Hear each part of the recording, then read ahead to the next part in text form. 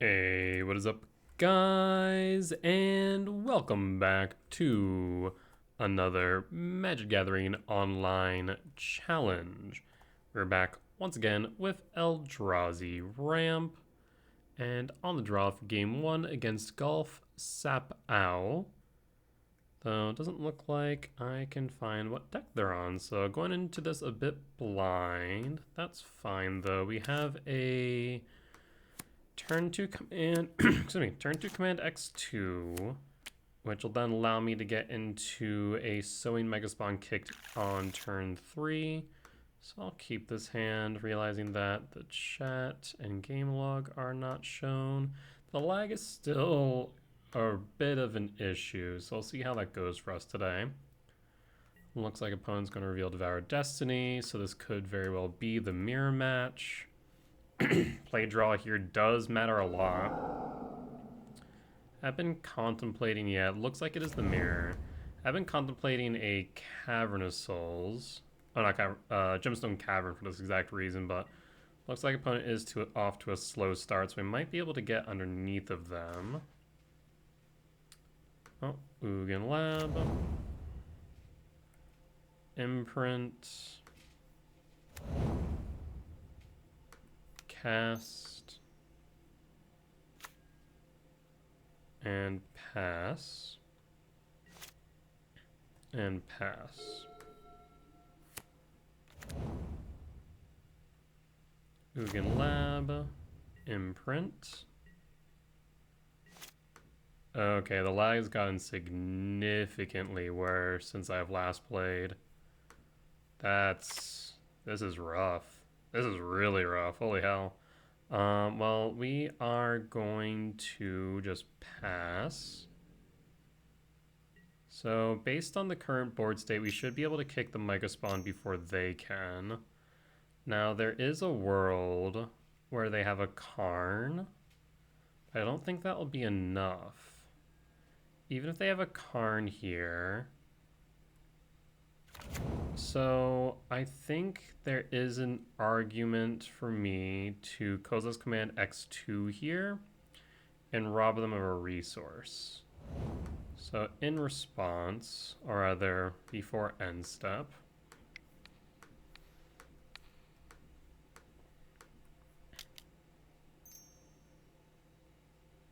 alright. We'll make sure that this actually clocks currently 2. Perfect.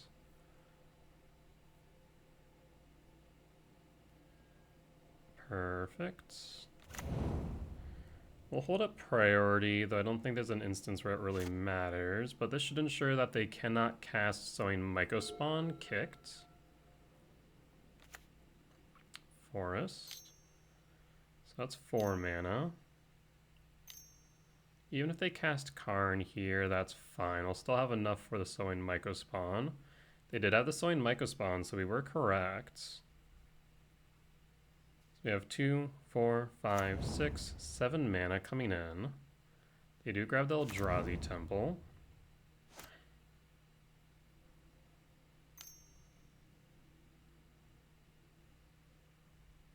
They can get rid of an Eldrazi spawn, but that's fine. They'll cycle a command.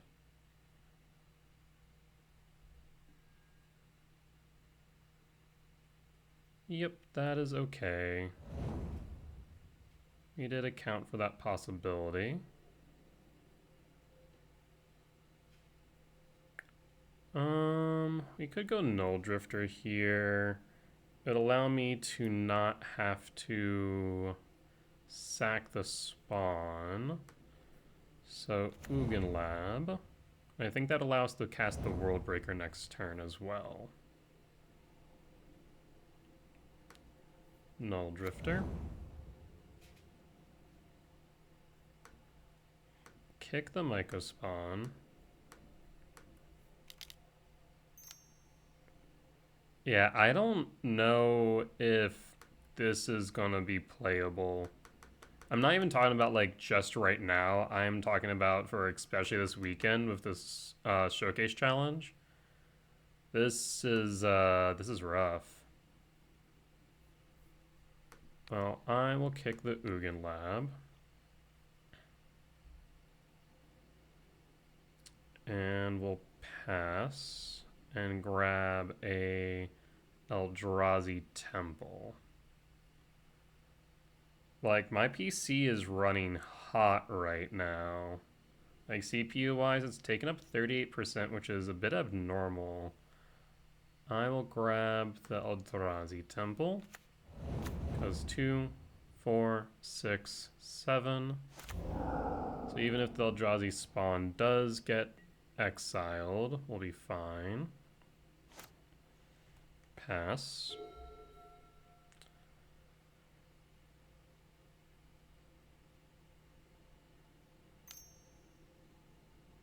Yeah, it seems that MTGO might be taking more resources than normal.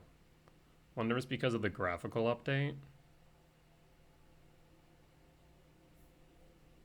Null Drifter, evoked.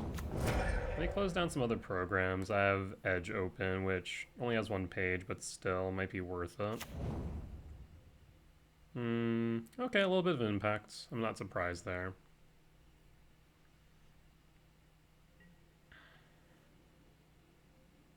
So 3 card types in Yard.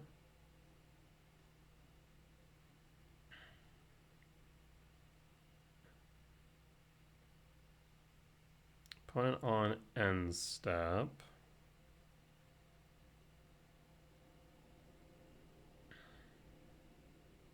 Again, I do have to admit, I really do love the way this looks, that full art. Brilliant. Please give me these full arts. Maybe text list even? I'll take it. I know what these cards do. Like, I will be honest. I truly believe that textless cards have no right to be played in a tournament setting, period. Like, the Urza Saga, Lightning Bolt, what have you, just should not be played in a competitive setting.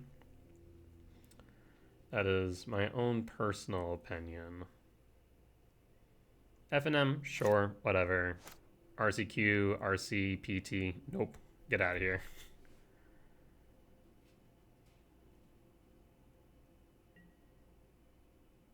Devourer of Destiny doesn't really do much right now.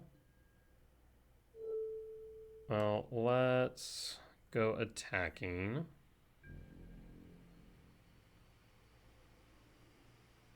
I want to see if they're willing to trade this, because at least that way we can get more out of Bog.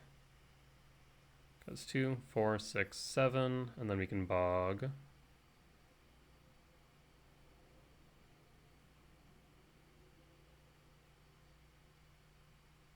Going to begin combat.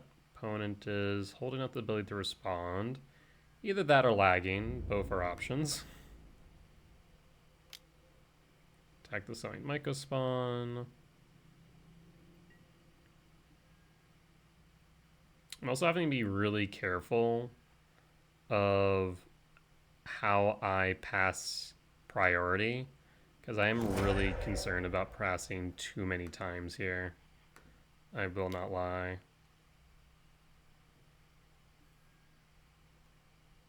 So we will cast the World Breaker.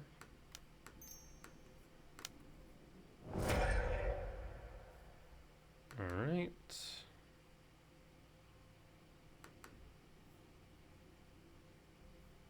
Casting World Breaker. And let's exile that temple.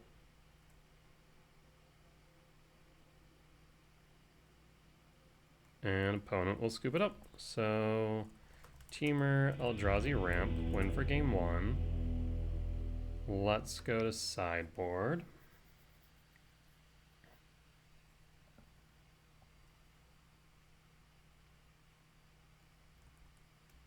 Oh, okay. That was weird.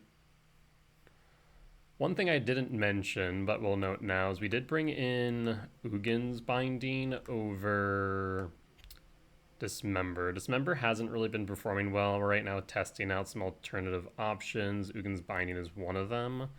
Unholy Heat's another. So we do have a few options to explore, but yep, we'll bring Stonebrain and Leveler. That is correct, cutting the returns. Don't think Binding really has a place here in this matchup. Now, still don't know if the version my opponent is on is the Karn version or not. On the draw for game 2, this would be a lot better if we had a green source. I mean, we have 9 of them, right? In fact, we could even see the tapped ones. So that makes it 10, 11. So we have 11 green sources. So, I mean, we're looking at a bit better than a 20% chance per draw, and we do get 2 draws for all intent purpose. I mean, I'm not against it. If we do find the green source, play Temple, green source, Rumble, Soul Land, Spawn, or Lab, I mean, we're in a good spot. I'll gamble it. Let's go it for it. Why not? I often take risky gambles on 20% values, but it's also possible our opponent might just have us a turn faster. No? Alright. A second temple is amazing. So now we're not even needing to gamble. We can now just set up for the Kozilek's command on 2. And that helps us dig even deeper for that untapped green source.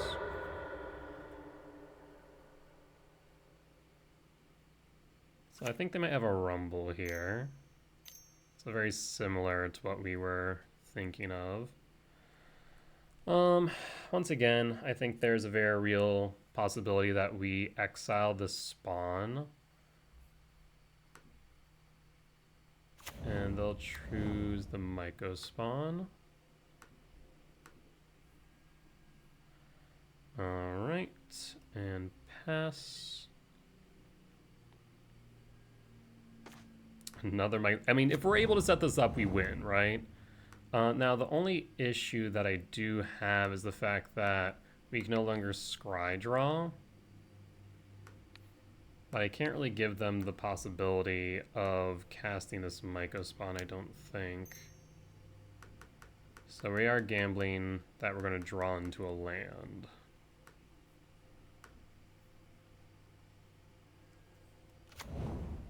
Alright, well, let's see it. We have, what, 9 out of 51? They did have the lab. They have the imprint as well? They did not. They will probably just cast the Myco Spawn here and not kicked. Fucking like it. No, it's a Karn instead. Uh-oh. Tis a Karn. Okay, so it is the true mirror match. Grabs local metal. That's fine. We need a green source. Look at that. Never frickin' punished.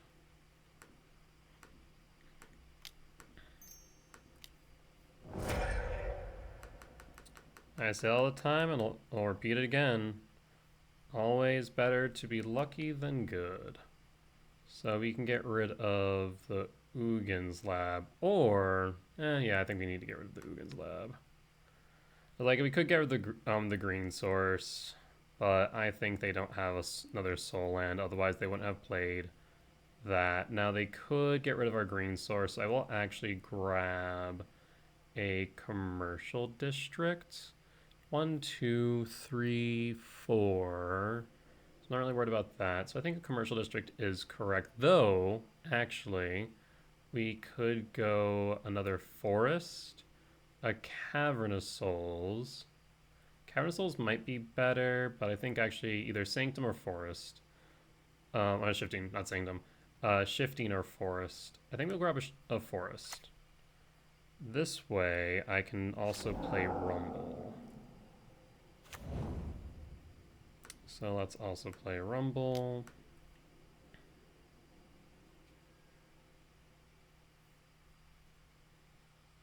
Well, there's our own Karn. We'll have 1, 2, 3, 4, 5. I mean, if we put the Leveler into the grave, that's fine. We don't really want the Talisman, so we'll grab our own Karn. We kind of hope that we do draw into a land here.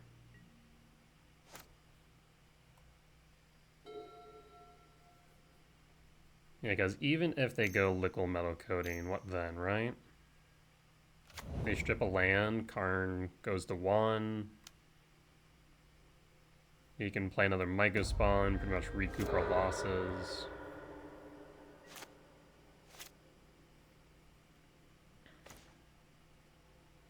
Well, don't even need to worry about that. Ugin's Lab. Imprint the Null Drifter. So I can go 1, 2, 3, 4. So yes, I'm thinking here. If I go 2, 4, 6, I can only end up with 2, so we won't be able to play Karn. Am I worried about that? Not particularly. So I think just removing resources here is correct.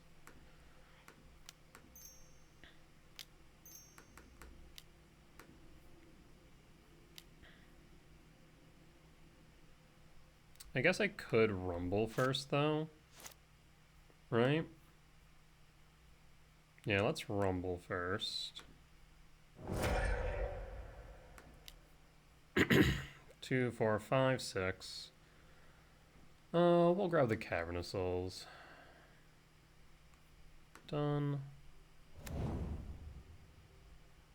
And kick the Myco Spawn again.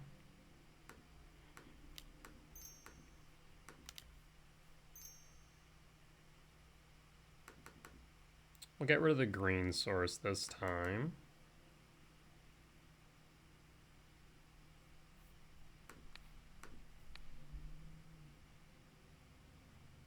And I think that's the game, right? Yeah, Bonin agrees. Alright, clean 2-0 win against Team Eldrazi. Ramp for round 1. We'll be back for round 2.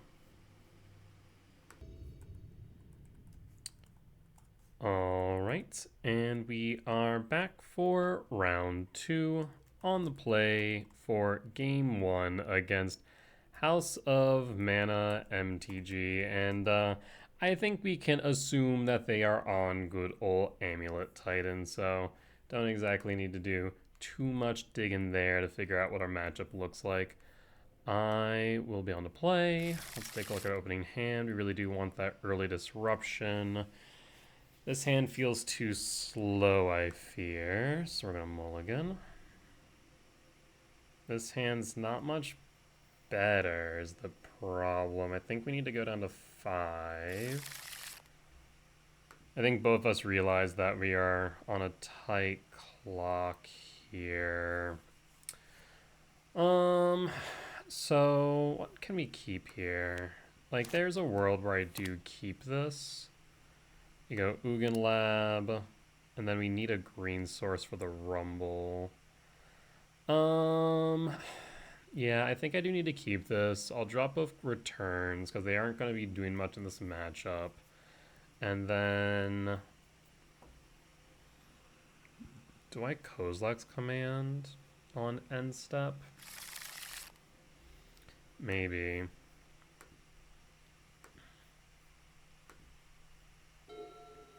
Like, I really do need to hit a green source here. But I guess then again, so here's the thought process, right? We can look for 9 forests or forest equivalents and 4 Eldrazi temples. So that's 13 out of 53. So more than a 20% chance, give or take. Yeah, I'll just draw. Talisman of Curiosity, I'll take it. Cast the Talisman and pass. And pass. It seems like they may have taken a slow hand as well. There's an Amulet of Vigor. Simic Growth Chamber, untapped. Do you have a Boseiju? I think you do.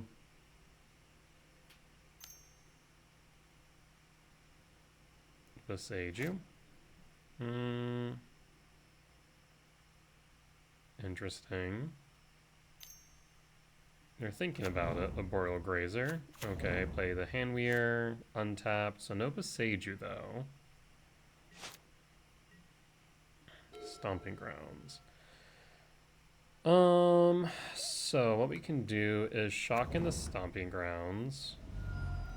Utopia Sprawl on Stomping Grounds. Pay for the green. Put it on, we'll say blue. I will rumble. There's a world where we might find a Null Drifter. I guess I could also X1 next turn.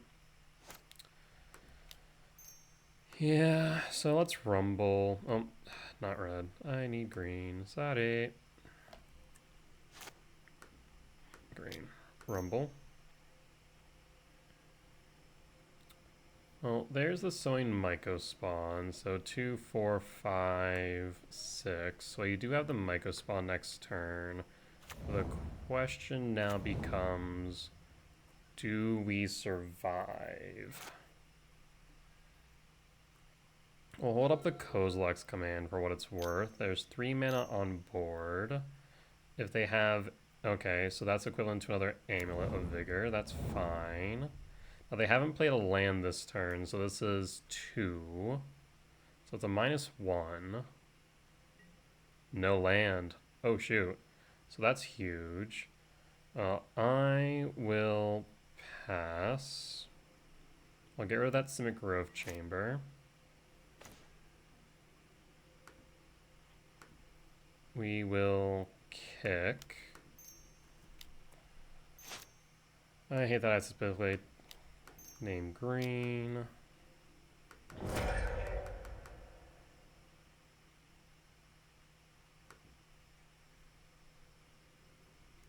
So I will get rid of the Simic Grove Chamber. I will grab an Eldrazi Temple.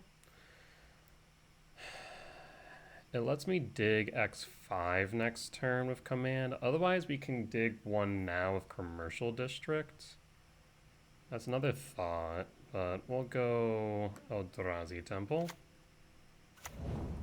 And pass. And pass. I guess maybe we should hold up the ability to respond with the command. It looks like they got nothing.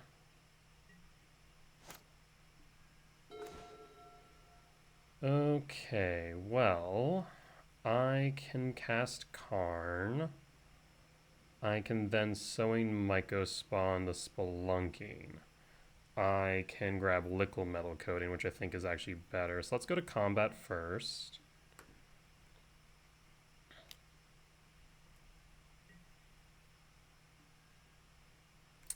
The lag was okay for a hot minute, and then it got so much worse. Karn. Minus Karn. Now, Liquid Metal Coating actually doesn't do as much as I would want here in retrospect. The reason for it being a Spelunking specifically can allow it to come into play untapped, but it'll still have a trigger on the stack, right? No, because whenever a permanent enters the battlefield untapped. I think I still will grab the coating. The Spelunking does get around it a little bit though, so we do need to deal with the Spelunking at some point. So I think I just get rid of the mana from the Handweir battlements and pass. As that Spelunking kind of works around what I want to do.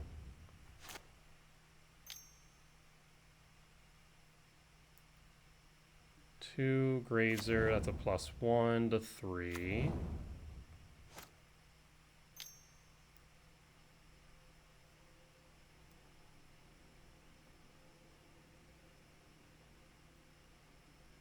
Spelunking, -1 to 2. So now I really need to get rid of Spelunking for X3. Because if we do that, we can then activate liquid metal coating in response to the trigger from Amulet. The Valakut's a bit rough. So I will minus Karn. Yes.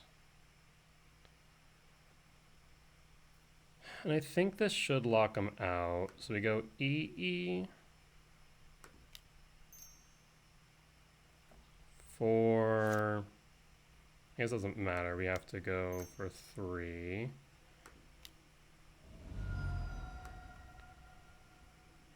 One, 2, 3. Done.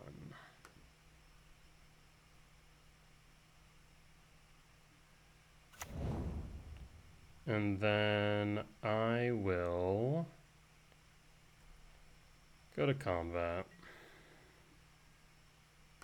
Attack with Sowing Mycospawn.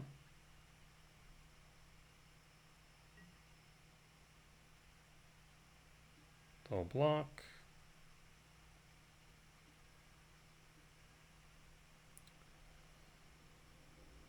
I'll move the upkeep.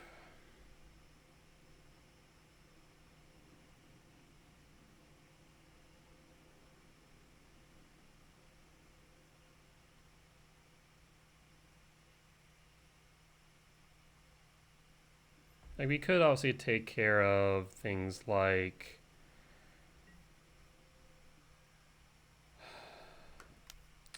a Stone Brain, but I think this makes more sense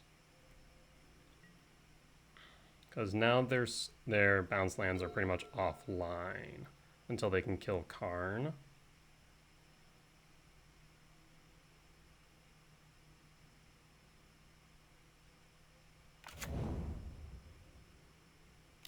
The Seiju. Green Sun Zenith for Dryad Arbor.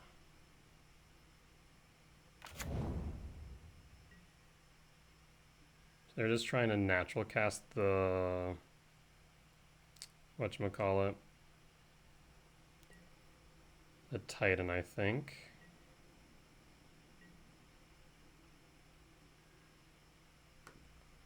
Kozak's command X equals 2.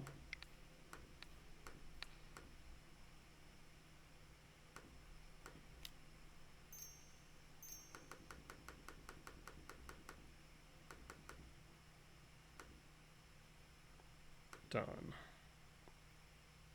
Next turn I can cast Null Drifter.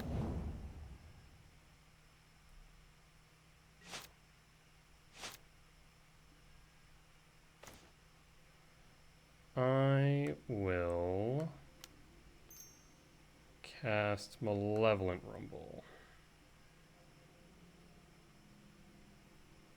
I'll grab the Emrakul of the Promised End. 6. And we got there. Good stuff. So Temur, Amulet Titan, win for game 1.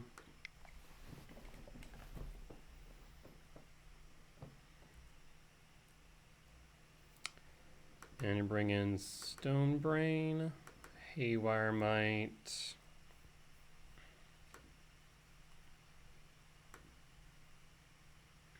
And I think that's it. Drop the returns.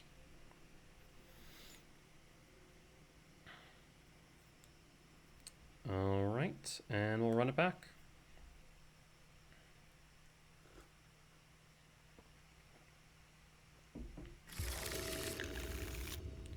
On the draw for game 2, the hand's a bit slower, but is proactive, so we'll keep.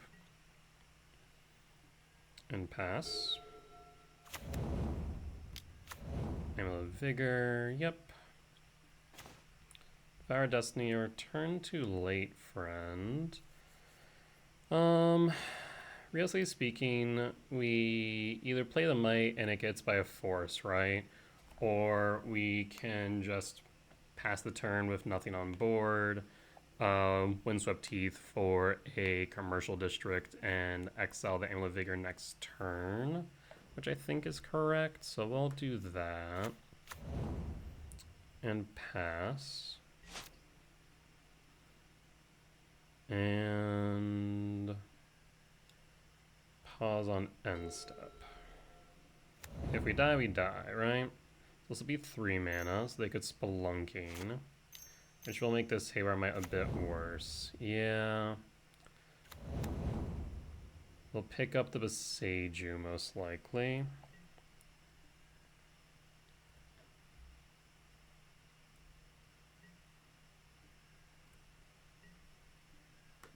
Fetch with the Windswept Teeth. Yeah, Spelunking being a secondary Amulet Vigor is rough. So we'll go Commercial District. Trigger. World Breaker. We kind of need to get there first, so I think we need to put that in the graveyard. Would need some soul lands. Alright, what's on top? Devourer, not the best draw, unfortunately. Well, in that case, I mean, if we keep the number of amulets they have to 1, that might be correct. So if we go, what, Forest, Haywire Might, get rid of Amulet of Vigor, and pass. This way, if they have a second Amulet of Vigor, it's not the end of the world. Basically, we keep them to 1. The Spelunking is unfortunate, though. Edge Maze comes to play untapped, so that's 4 mana, and they're passing. So next turn they do have it. Well, let us cast Malevolent Rumble. There is an Ugin Slab as well as a Karn. Well, I'm going to grab the Ugin Slab. Now, the only problem I have of this now is the fact that we can play the Stone Brain, but then we can't do anything with it thereafter, right? If they have the bounce land, then they do have Titan. Well, I will... Whether we play the Ugin Slab or the Sanctum here, we won't have enough to activate the Stone Brain. So we'll go Sanctum of Ugin. And I think we just pass then. Ideally, we want to play the Stone Brain on the turn that we activate it. Like, yeah, we could use it for quote-unquote bait with the Boseiju, but if they just have a bounce land, they have the win, I think.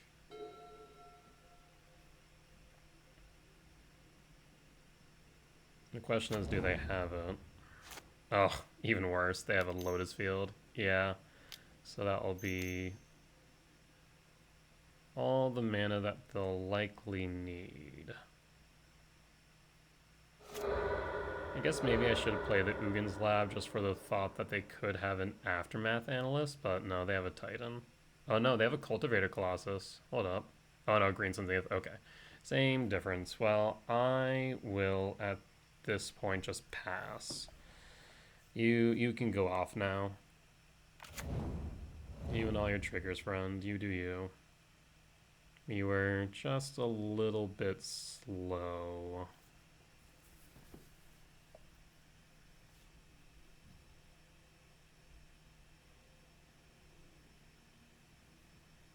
Need to see that Ugin Slab a lot earlier.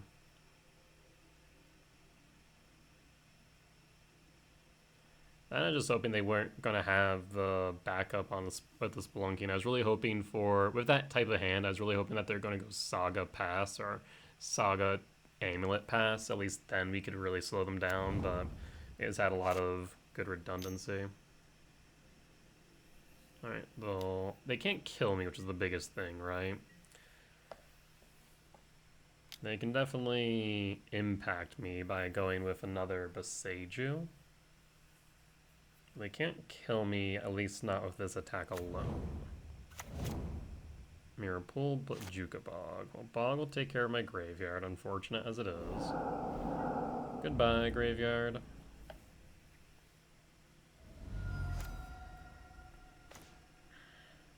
There's Karn. We have, what, 6 mana here? Maybe I should have played Bog.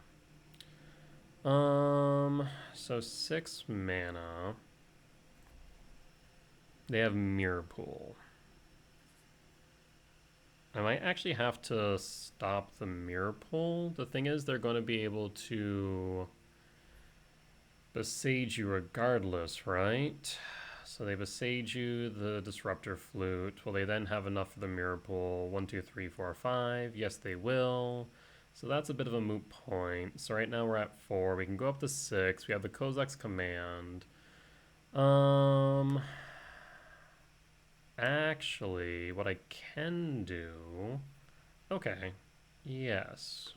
We can do something here. So I will grab Imprint the Devourer.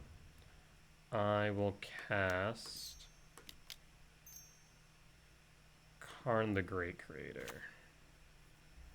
I'll minus Karn. Yes. I will grab a Haywire Mite, correct? Yes. This way we can get rid of their Spelunking.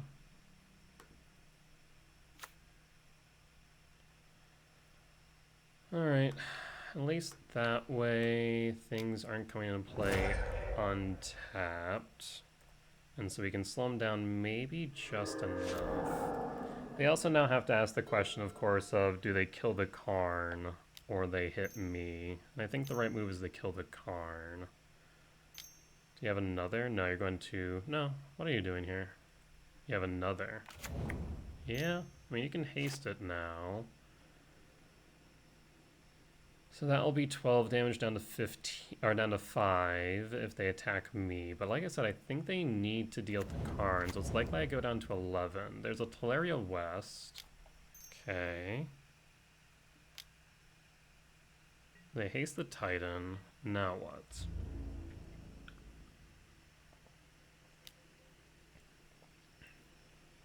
Yeah, I'm just kind of sitting here playing damage control right now. You're just a turn too late.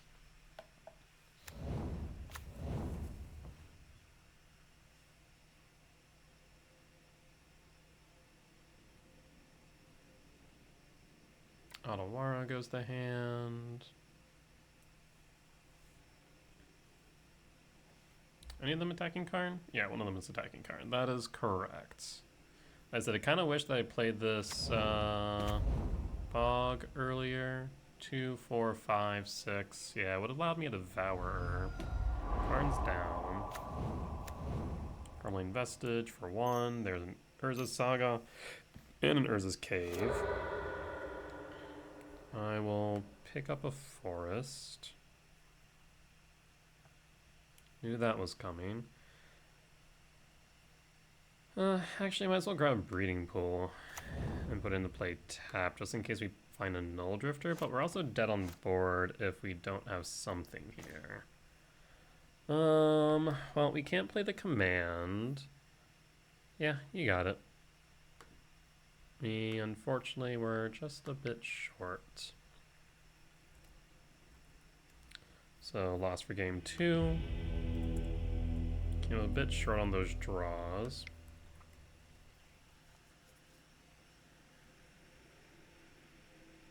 I guess more accurately, we were a bit short on the draws, and we were just hoping that my opponent had a worse hand than they did.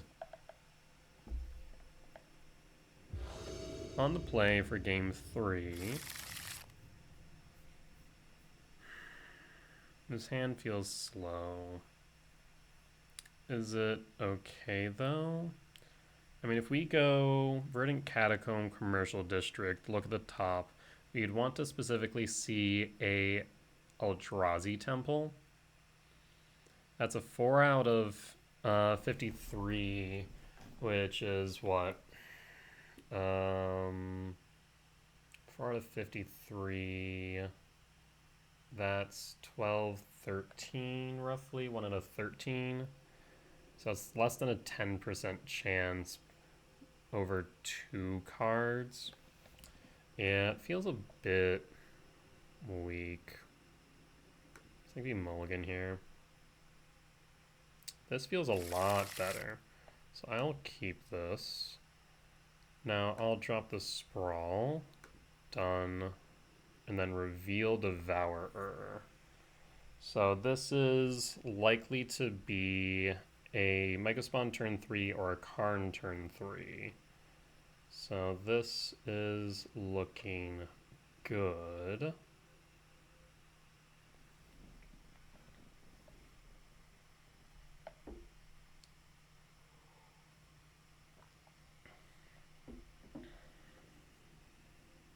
Opponent's thinking hard on their 6.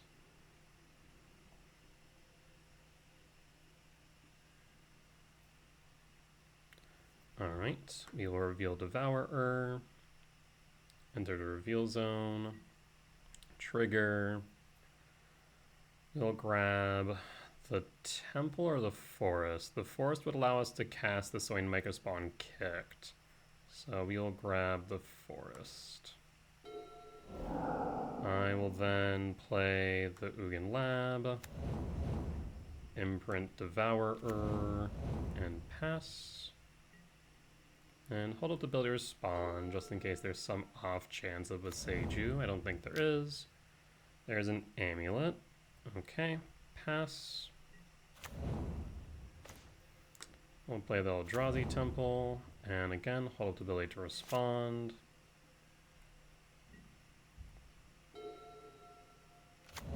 Grill Turf comes into play tapped, so that's going to be 3.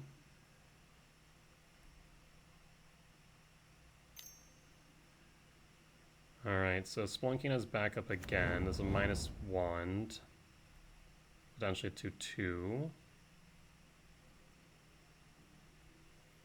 Or it could just be -1 to 1.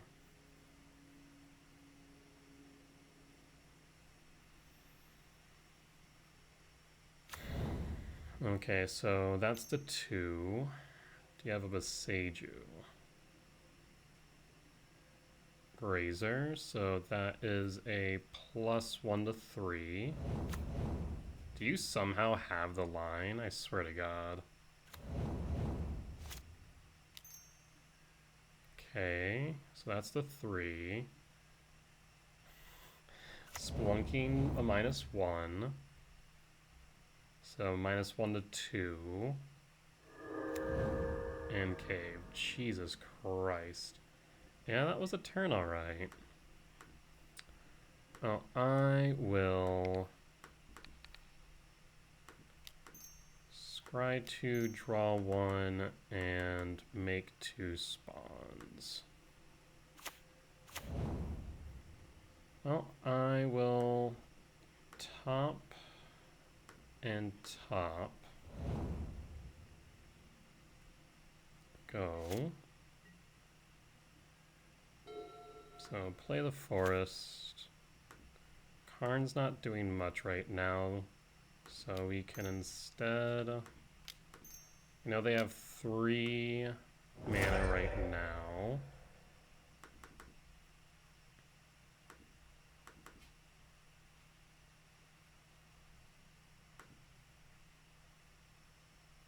So Megaspawn kicked on the Gruul Turf. We'll grab an Eldrazi Temple.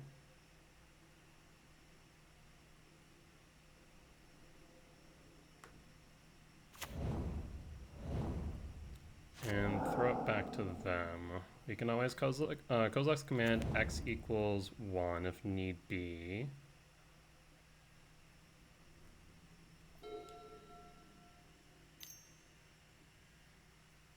Another Amulet of Vigor. Well, that's frightening, because now they have 4 mana.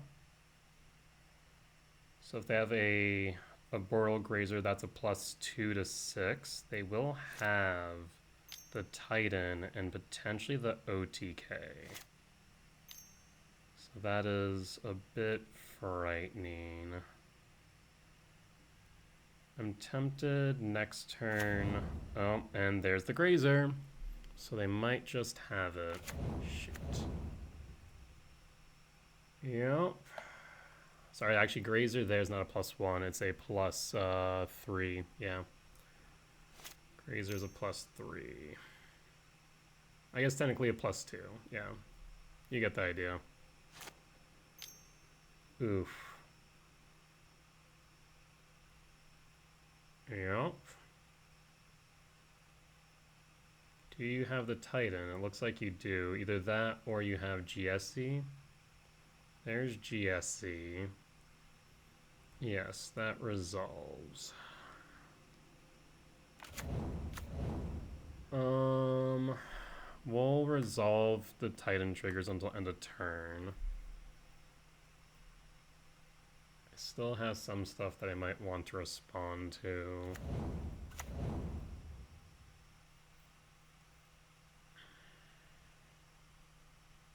I can't deal with the mirror pool nor the token. The question is whether or not they have the OTK. I will allow from cards named from this amulet. Yep.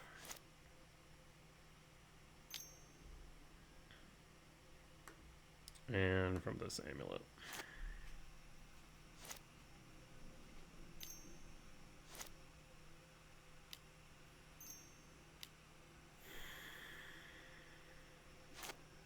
They have another? Oh no, okay, so there's the mirror pool. Okay. So there's the second Titan, so they can attack in for 12. Unless they have Keswick Wolfrun, it's still not an OTK. At least not yet.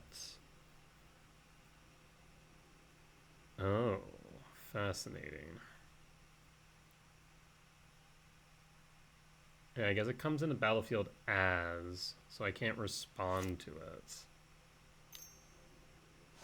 But why the third one? I guess just the setup for the following turn? I guess that is a thought.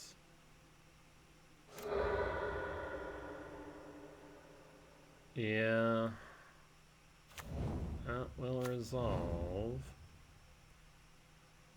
I guess if I had thought about that, I should have gotten rid of the mirror pool. But that wasn't a line that I was expecting. Why make the third here? You can't haste 3. There's the Teleria West. So the problem now is that you might have enough for Aftermath Analyst combo. I think that would be the major concern.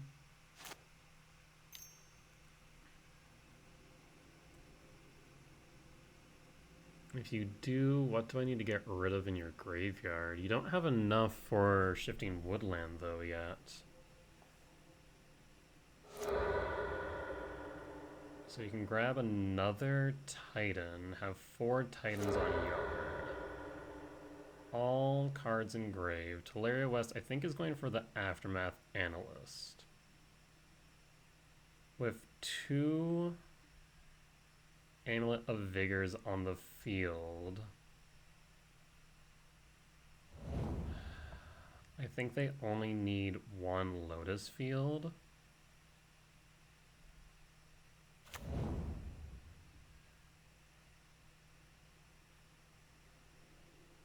Yes, mill 3. Escape Shift. Passeju. We'll activate Analyst.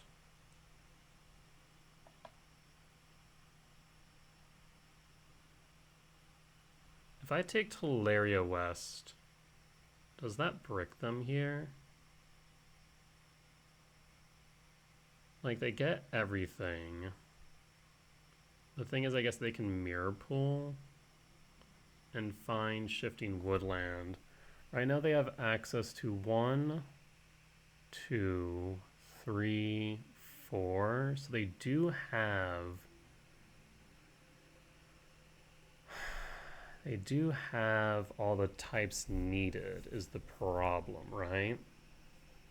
So is there a way for me to interact with this short of just taking the Aftermath Analyst? They might just be going for the combo, and if that's the case, we can mess with that. Yeah, I'm not sure what the right pick was there, to be honest, or if we should have grabbed something like the Teleria West. Okay, I need you to stop zooming in, please. Yeah, if we should have grabbed the Teleria West, maybe.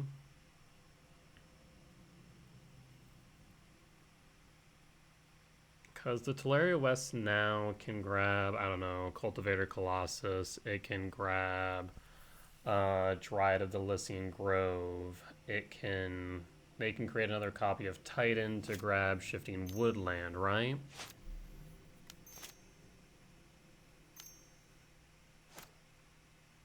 The problem is they don't even need to tap the Shifting Woodland. They'll have enough mana to activate it multiple times. So if they do copy a Titan, we are going to have to just grab the Aftermath Analyst from Grave. Yeah. Because if we don't, it's likely we just lose to the Aftermath Analyst combo. But they have so many different potential lines now available to them, right? They just grab, I don't know, Dryad of the Lycian Grove and go for Valakut instead.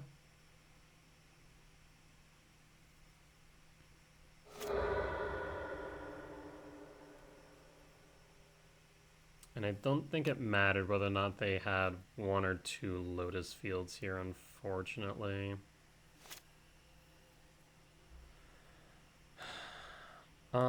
I think I do need to exile the Aftermath Analyst. I don't think it's going to matter, unfortunately. I think it just makes their line more complicated. So I think I lose here regardless. And done. And pass. At this point, they can go off. Like I said, this just... Oh, hold up. Is this put onto the battlefield? Oh, shoot. I messed up. I forgot about shifting, them being able to bring that on the battlefield. For some reason, I thought that was hand. So that's my bad. I played around that poorly.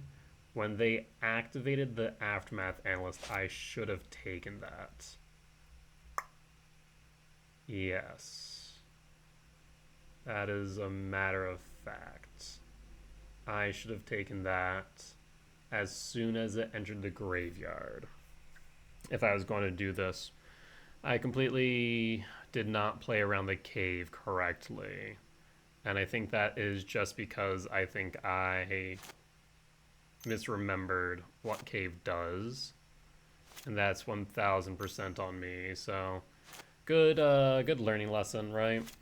Forces me to remember that certain cards do certain things, and I should probably read the godforsaken card.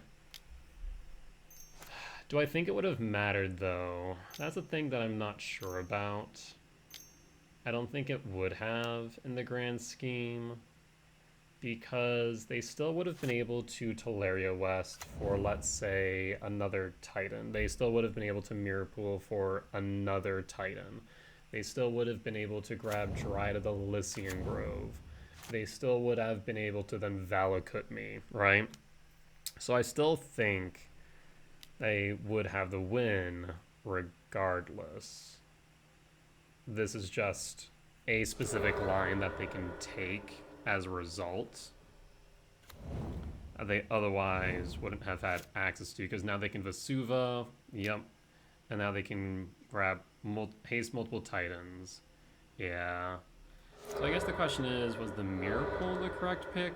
Was the Titan, or was the Aftermath Analyst the correct pick? What was the correct pick there? I think the Aftermath Analyst was correct. However, but I'm not sure it would have mattered. Yeah. That would be my thought, at least. So, still a misplay on my part. I need to own that fact. If there was a different line that I could have taken, let me know down in the comments. I'd be curious. Unfortunately, I think they just had a solid turn 3 Titan hand that even if I had played Karn last turn, what would have I named, right? I guess I could have named... Hell. I could have named or fetched for Disruptor Flute naming Titan, but they had GSZ. Chalice does nothing because that gambles on the 2 summoner packs that they have in their hand. I think the best play that we had was casting a Soaring Microspawn Kick to get rid of a bounce land. They just had enough to make it so that didn't matter. Because I think what they played the second Amulet on their turn. And then into a Boreal Grazer. So yeah, I don't think we really had any way to go around that. The alternative was, what, EEX1. We wouldn't have had enough mana to activate it. We could have gone Haywire Might, but they still would have had enough to cast the Titan. So yeah, I think we were dead one way or another. And at this point they have 24 damage on board, and I think I have a total of 4 power worth of blockers. They now have... Yeah, so they have lethal. Like, without a doubt, they have lethal on board. So it doesn't matter. They can let this all resolve, and they win. And they want to keep on going, I'll let them keep going. I also pilot Titan, and I love just being able to, you know, play out my combo. So I'll let them keep going, by all means. If they want to go off and show what the Titan combo can do, I'll let them. But good stuff. Yeah, I truly don't think I had an out here. GG's. Please let me type. Moto, I want to say GG's. Moto, GG's.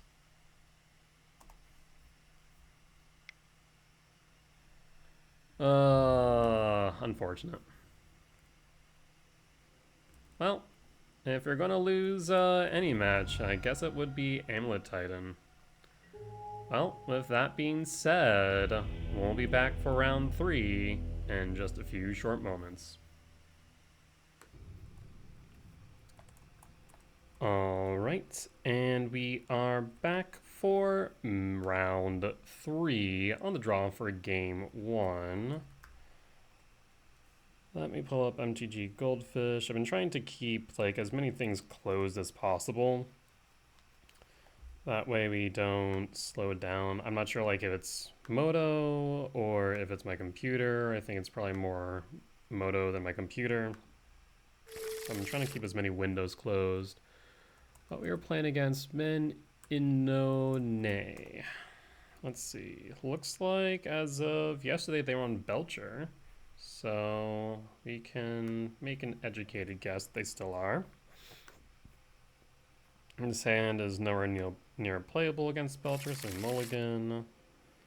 This hand is keepable because we can go Eldrazi Temple, Forest, Rumble, Temple, Mycospawn. So I think do we drop? This is a good question. Do we drop the Shifting Woodland or the Talisman? I'm gonna say we drop the Talisman here. And done. And pass. Alright, let's see if they're still on Belcher. We'll know pretty quickly, I imagine. And if not, we'll have been bamboozled once again. They keep 7. I mean, I think the worst case scenario is that they Flare of Negation the Malevolent Rumble. That would be less than ideal.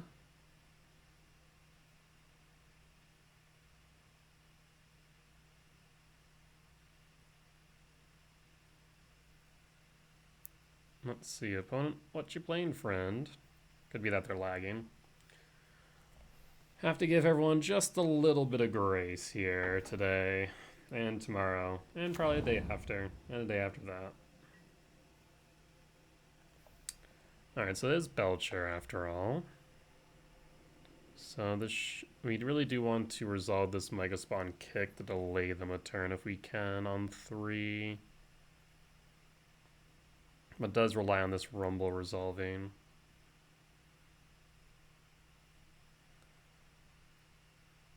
Opponent has a stop on my upkeep. Not sure what for.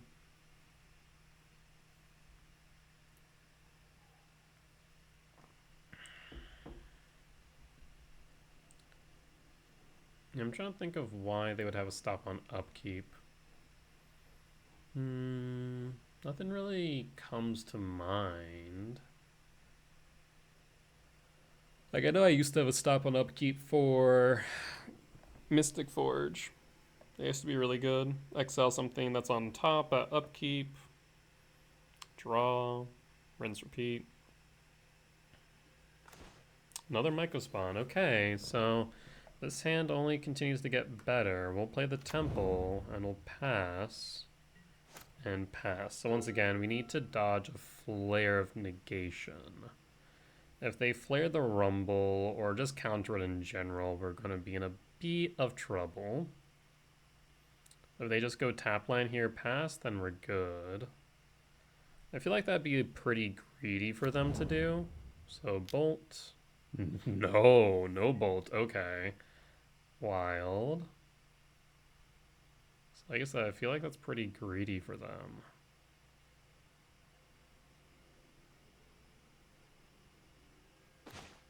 Kozilek's Return, not doing much in this matchup. Would have rather seen that mulled over by the Rumble.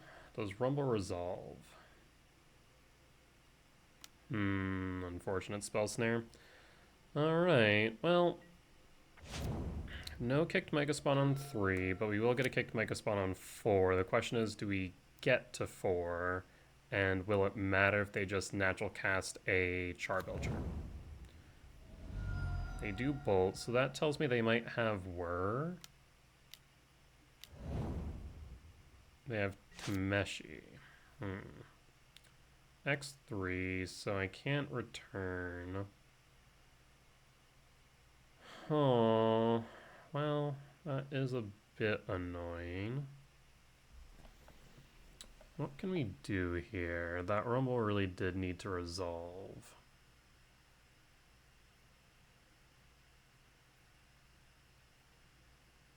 What is our next option? They don't have a Lotus. And I guess we can get rid of Tameshi for what it's worth.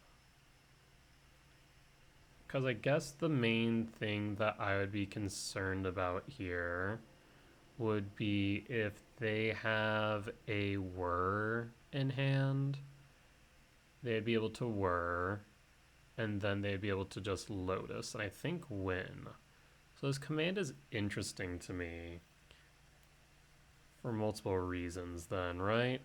Because we could X3, exile the Tameshi, and pass. That does run afoul of a Flare of Negation and a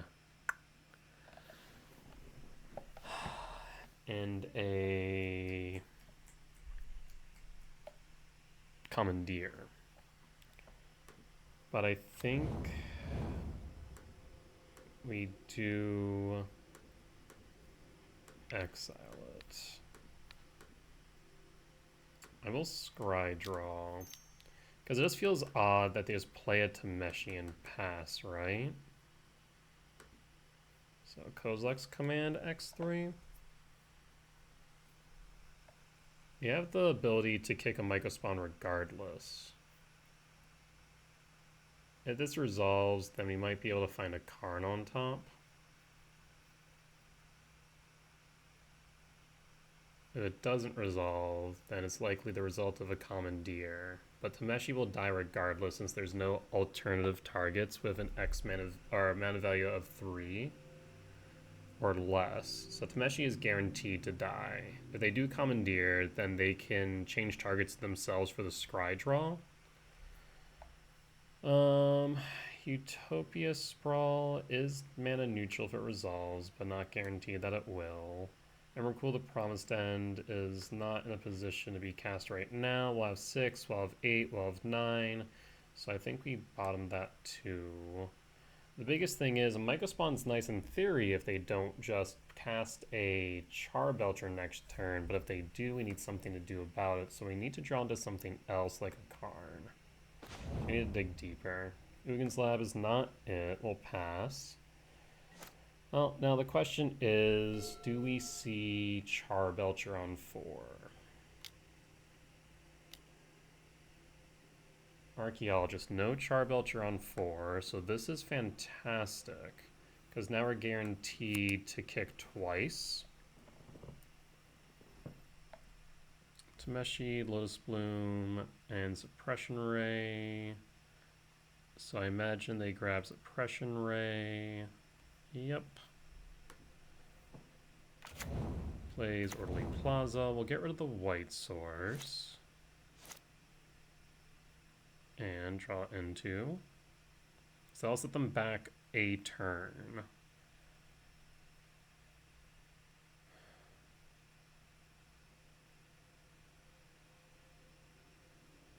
It's possible they needed that land too. Someone's thinking here. I don't think they have anything for X1 that will stop us from casting a Mycospawn short of having a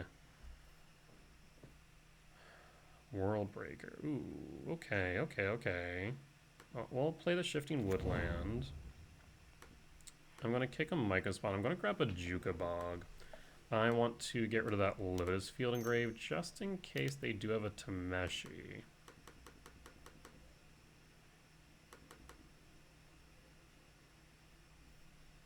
So we're going to land,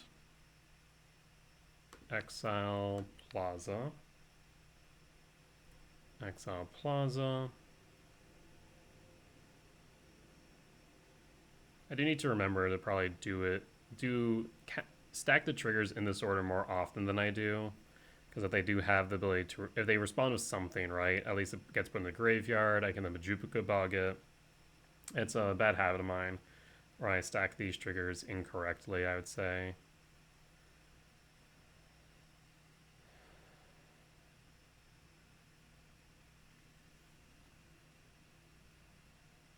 Opponent's thinking.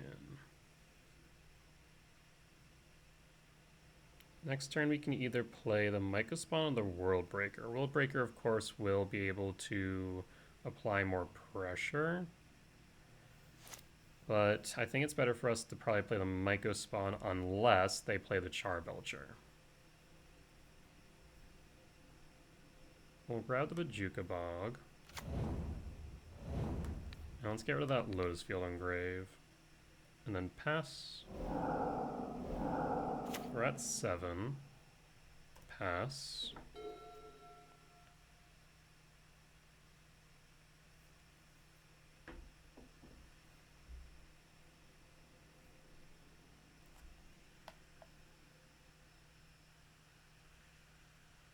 So yeah, next turn will Mycospawn, like I said, unless they cast the Charbelcher.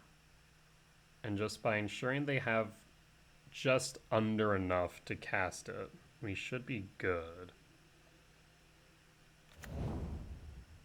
Okay, Springs, Bolt.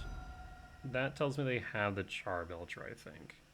Either that or they have Whir. Because they could Whir 3 and then they have 7. They would need additional land though. Huh. That does complicate things, doesn't it? The potential for whir. This is where maybe a Karn would be good.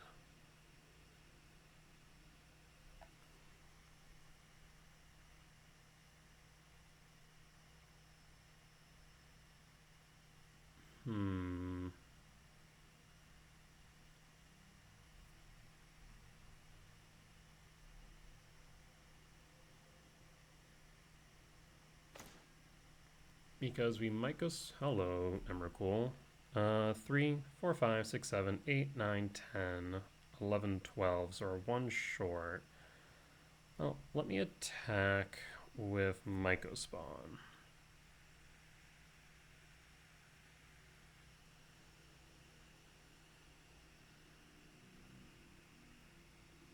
I mean, maybe there's some means where they kill the Mycospawn and give us our 13th. That would be awesome. Though I'm doubtful of that actually happening.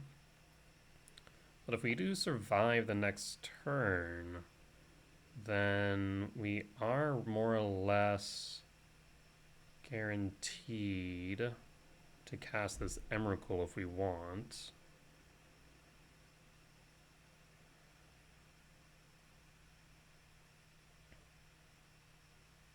We have 7, we have 9. 9 minus 4 is 5. Actually, can we cast both Sowing Mycospawn and the World Breaker? Cause 6. No. Because we go 6, 3, 5. So we'll be short 2.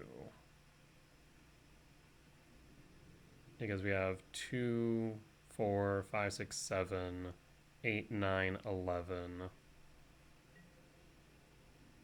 And 11 minus 4. Am I wrong? Hold on.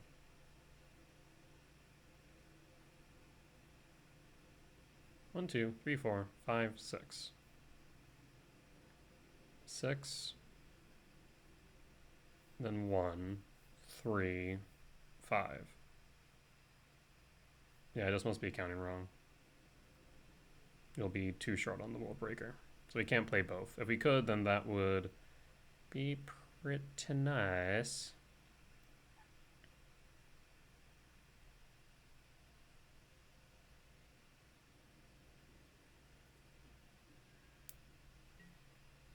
No blocks. Well, I will kicker the Sowing Mycospawn.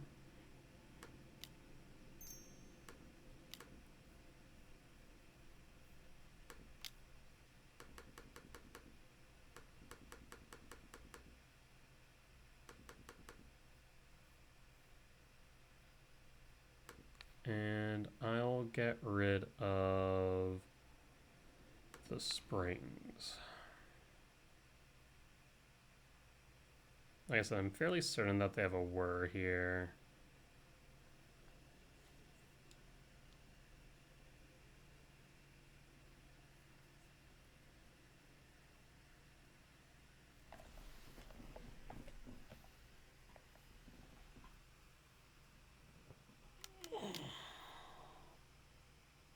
Flare denial. Okay, that's fine. That means they don't have a whir. I'm a-okay with this.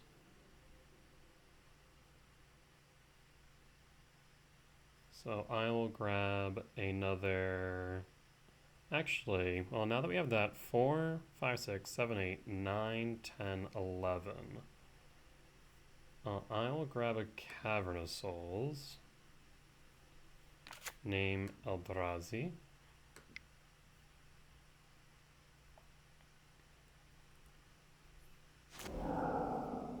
The next turn we can make a determination on whether or not we need to cast the World Breaker or the Emrakul respectively. Because 4, 5, 6, 7, 8, 9, 10, 11, 12, 13. Yeah. So that makes sense to me. We'll pass. And I can't exactly do anything, so I'll just pass in full.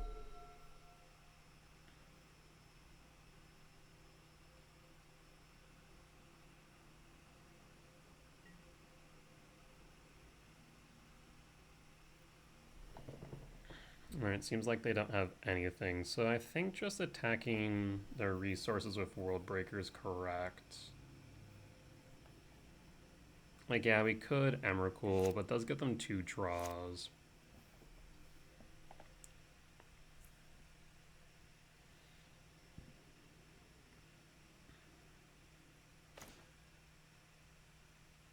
Another one. Well, I will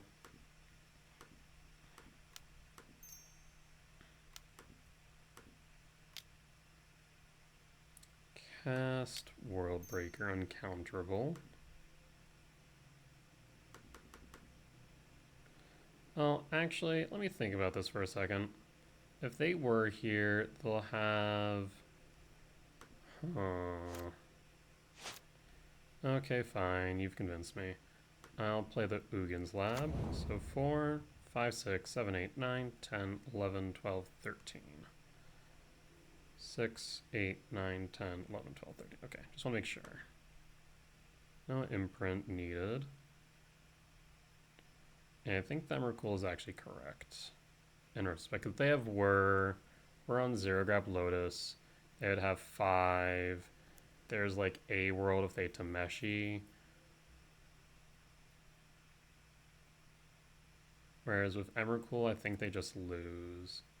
Because even if they were to whir, then I can get rid of Lotus Field. If they have the Charbelcher for the win, I'm pretty sure I can just point it at their own face and kill them with Charbelcher. So yeah, if they have the ability to win, then I win. If they don't have the ability to win, we can make sure that they can't. So Emrakul is correct. I will tuck an Emrakul. And we will cast an Emrakul.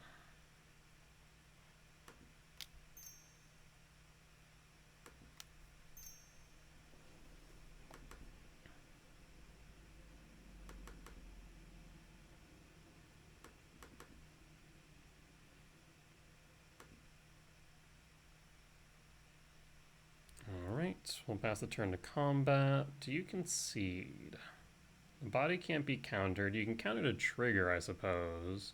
But that would require a consigned to memory main, which I don't think Belcher really runs at this point in time. So I'm thinking we're pretty safe in game 1. Yep, so that is Azorius Belcher. Win for game 1. Sideboard wise, we bring in a Haywire Might and the Stone Brain. Makes sense to me. One might be able to argue bringing in an Ugins Binding, but I think this should be fine. The Stone Brains push them onto a mid-range game plan. The Haywire Mights make them play around it. And we have plenty of ways of interacting with them. On the draw for game 2. Yeah, we'll keep this. And pass. Plaza, tapped, pass. Stomping Ground. Shock. Sprawl on blue. And pass. And pass. So next time we can Null Drifter. There's also an argument to just like playing the Bog, maybe. No, we got a land, so we could just play Karn here, in fact. Huh. I mean, they don't have the whir, or not whir, the Flare of Negation. They could have a consigned to memory. So I'll go Ugin Lab. I'm going to tuck the Emrakul. And we're going to attempt to resolve Karn. Does Karn resolve? Karn snap resolves. Love to see it. So we are going to... Let's see, the Stone Brain pushes them on that mid-range game plan, like I said. They could counter it though, but we can always pick up something else. So yeah, we'll grab a Stone Brain. And if it resolves, we win, I think, at this point. At least based on this board state. Seagate, Reborn, sure. Harbinger. Well, that's unfortunate about our Utopia Sprawl, but not the end of the world.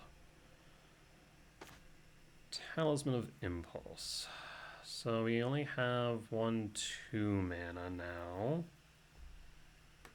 So there's no guarantee that we'll be able to Stone Brain right away is the problem. So we could do a few things here. We could just tick up with Karn. That's an option. We could tick down with Karn. That's also an option. So at the very least, we'll play the Eldrazi Temple. We could Null Drifter, draw to try and find a blocker. I can also ramp a bit with this Talisman, so that way we have some green mana. As well as a blocker, in fact. So let's actually do this. I have a thought. I know the saying is to use your head, but I don't think they had the mind in mind. So, I mean, if you want to attack Karn, you're going to have to get through the Stone Brain first, and I don't exactly mind losing that right now. I think that puts you more at a disadvantage than me. Maybe it was worth it to Bojuka Bog first. Go for it. 1, 2, 3, 4, 5, 6. Yeah, it would have been worth for the Bojuka Bog maybe, because then I could have played the Eldrazi Temple and cast the World Breaker. So I'll block.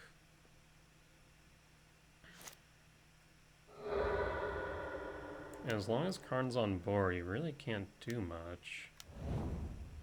Another Harbinger? Go for it.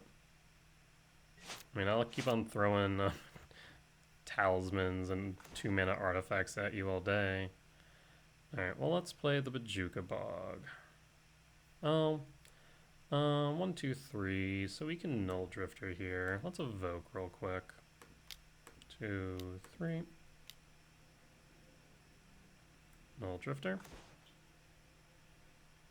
Okay, Kozilek's Command is nice.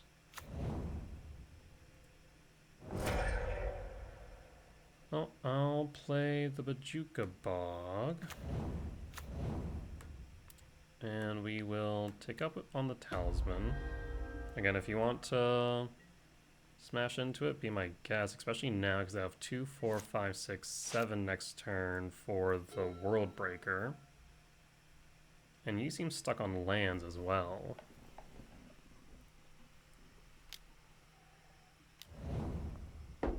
There's the trainer.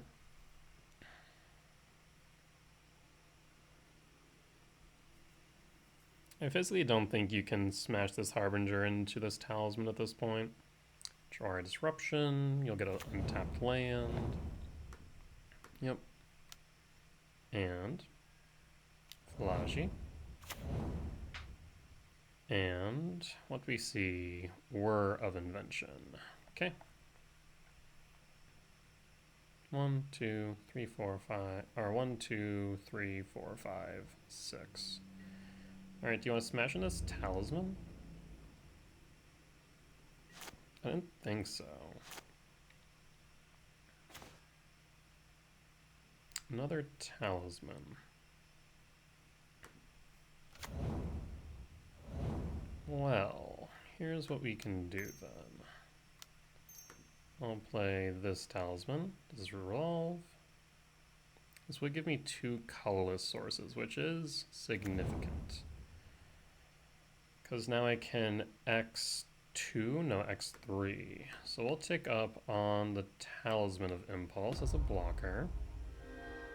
And now I can also get rid of the World Breaker. Or not World Breaker, the Harbinger. So I can kind of kill two birds with one stone, block the trainer, as well as get rid of the Harbinger all in one fell swoop.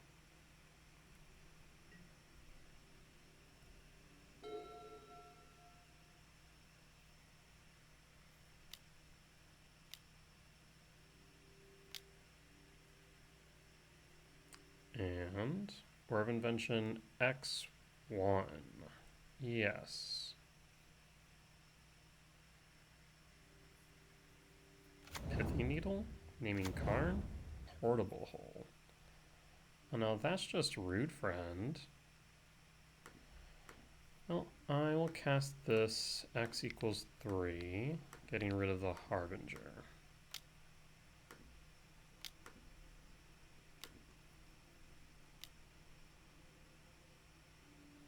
Done. So you need a Flare. Cast Flare of Denial. Okay. So can't do much about that. The talisman will be down. 1, 2, 3, 4, 5, 6, 7. But we will be able to still cast this World Breaker next turn. And we still will have Karn on board with 3 loyalty. There's a Rumble. Well, we'll play the Catacombs. They would need another Flare here for the Breaker. 1, 2, 3, 4, 5, 6, 7. Oh. Slightly incorrect. 7. We'll get rid of the white source. You have another Flare of Denial. You do not, which means we have a beefy blocker now. And I will tick up on with Karn and pass. Now that the mid-range game plan is going to get bogged down by this Breaker, I could tick down Karn and grab Flute, but looks like opponent's just going to concede, which is fair and reasonable. But solid 2-0 win against Azorius Belcher, and we'll be back for round 4. Alright, and we are back for round 4 on the draw for game 1. Let's take a look and see what our opponent might be playing. And the verdict is Breach. So probably Grinding Station. Looks like 4-color Grinding Station, so alright, things to keep in mind. This hand really isn't keepable, so we will mulligan to 6 along with our opponent. This hand is intriguing. We can keep it. I think we dump the return. No, maybe we dump the Emrakul. I think we dump the return though. So done. Reveal Devourer and pass. We'll know pretty quickly if this is Breach. Scouting Tarns, looking right. Sacrifices Scouting Tarn for Breeding Pool. Yep, looking like Breach. Haywire Might. Well, that's kind of rude, not gonna lie. Not sure why you're casting a Haywire Might right there. We really do want Karn. The problem is I don't think we're going to be able to actually cast Karn. Now we could go a second Forest, but then we're not going to really be able to do much with it. If they Haywire Might the Utopia Sprawl, then we can't even cast the Malevolent Rumble, right? So this kind of puts us into a bit of an awkward position, doesn't it? The question is, do they take the turn off to reduce resources? If yes, we're kind of screwed. If no, then we'd have a leg to stand on. I think I need to play it safe and go Forest. So the question is, do we go Catacombs or we go Sprawl on green? I think we go Forest. Sprawl on green.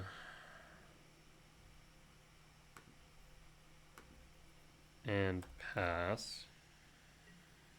And pass. A Saga. Rumble. There's a grinding station in Opal. Which one do you take? Imagine the grinding station.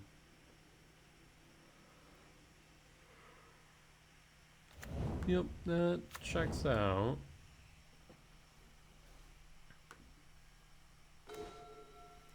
Cavernous Souls. Now I wish that I kept the Rumble. Well, I will Verdant Catacombs.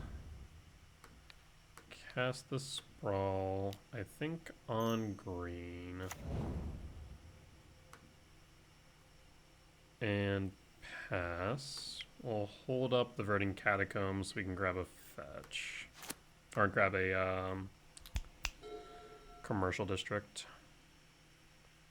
Alright. Scouting Tarn. Fetch. I don't think they have the win this turn. There's the Opal. Okay, well they could have the win this turn now. One.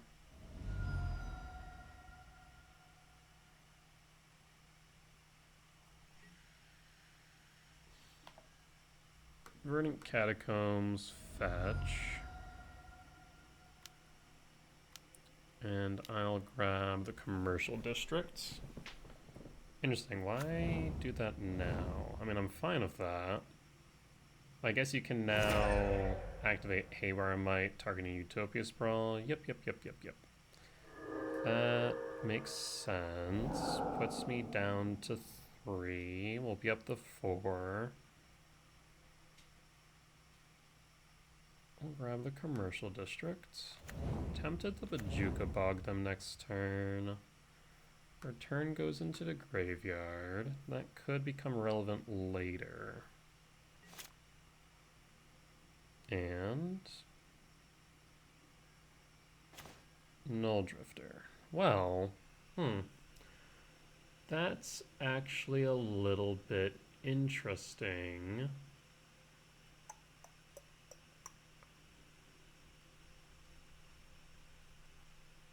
Because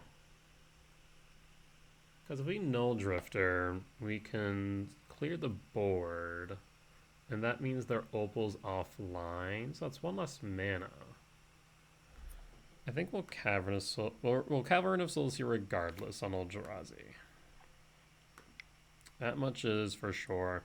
I think we still do go with Sowing Mycospawn. And just for excess caution, I will make it uncounterable. And we'll grab the Bajuka Bog.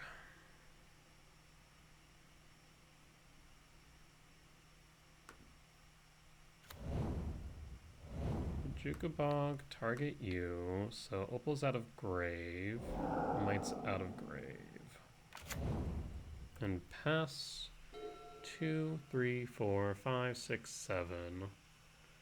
5 mana otherwise. So they will make another construct. Yep.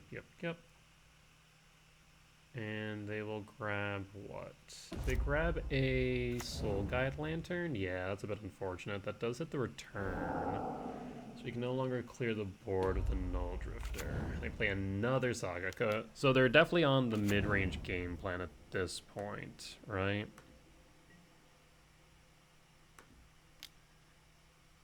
Okay, 5/5 beater. I mean, they're going to make it bigger next turn is the only problem. So do we block? I mean, that increases Emrakul, but that'll be 2, 3, 4, 5, 6, 7. So we're nowhere close to actually casting it. So I will not block. We'll take the 5 down to 12.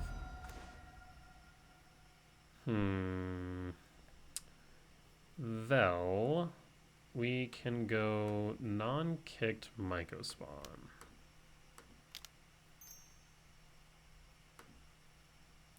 And then I can fetch for a Eldrazi Temple. So that puts us up to 7, 8. So yes, we'll grab Eldrazi Temple. We could go Ugin's Lab, but I think Temple might be more correct here. No, actually Lab. We'll tuck the Devourer. It's really not doing much right this instant. I think our saving grace will be this Emrakul after all. So at least now we can double block a construct. Null Drifter. We'll evoke. Or blue.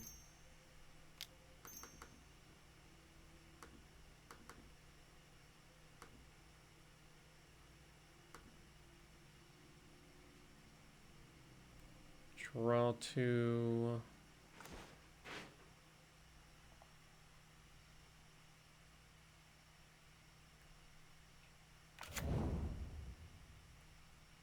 So this is now 2, 3, 4, 5, 6, 7, 8, 9, 10, 11. So we are almost there. Oh, Misty Rainforest. Fetch. I mean, I have red, blue, so we have everything we need, so let's grab a forest. And Utopia Sprawl on you for green. I guess actually blue. There's a world where maybe we want additional color.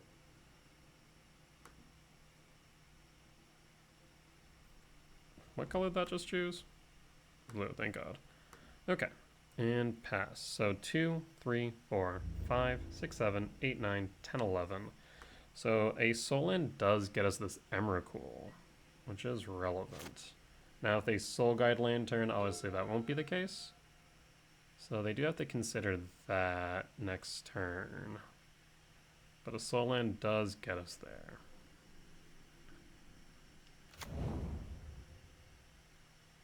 Once they have another artifact, we'll definitely double block this construct if they attack. We'll take 6 down to 5. At the same time that we do that, right?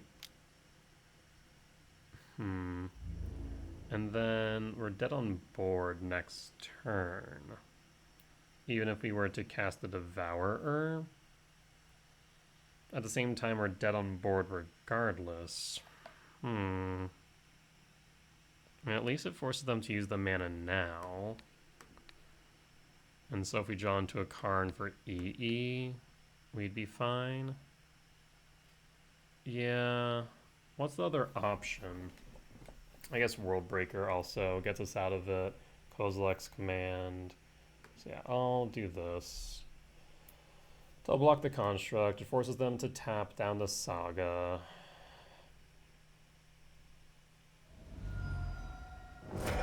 Okay, interesting. They didn't tap down the Saga. Why?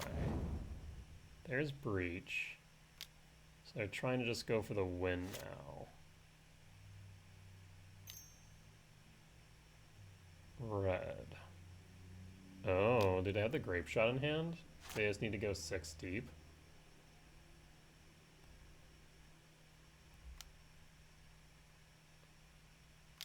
They might. Oh, looks like it may have been a turn too short, unfortunately.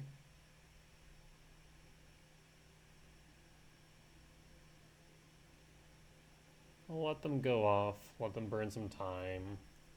And also gives us a good peek at what other cards they have in the deck, if this is the 4C list or if it is the standard Temur list.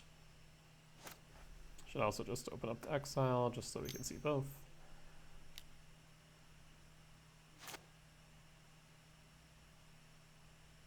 Still haven't seen their win condition. Okay, so the Flame of Venor, yep. That does make sense. Probably does mean that they aren't on Unholy Heat.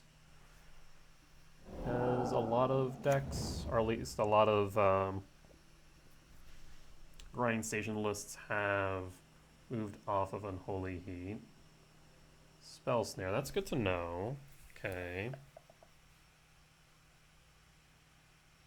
Yeah, that Haywire Might really did hurt us, unfortunately. I'm exiling the Utopia Sprawl, that is. I mean, for the hand that we had, I can't complain too much for the state that we're in. We got much closer than I expected us to.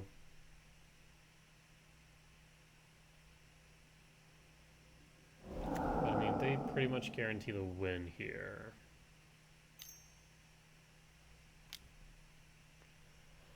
I have nothing to do that can interact. At least not in a meaningful way.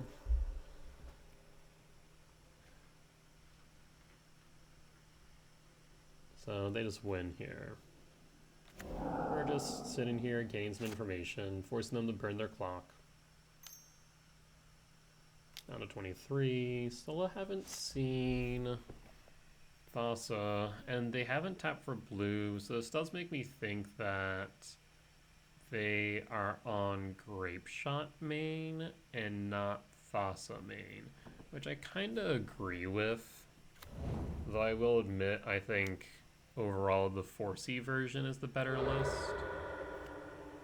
Especially because Teferi will just knock down any instant speed interaction an opponent might have. I'm at 7. Do you have the Grape Shot in hand? Is that the last card?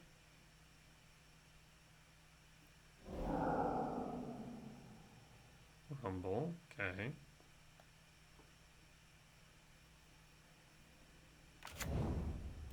Interesting. Oh, they take with the Rumble?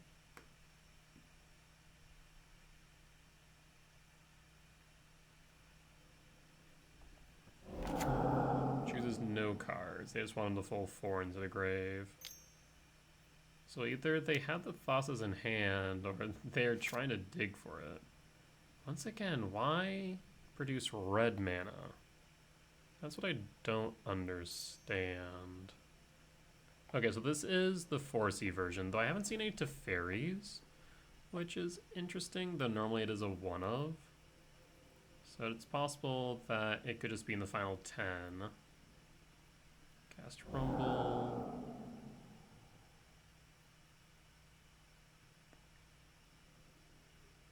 Okay, so they did hit the Grape Shot. So they are on Grape Shot main. So they just cast Grape Shot now and win. Easy enough.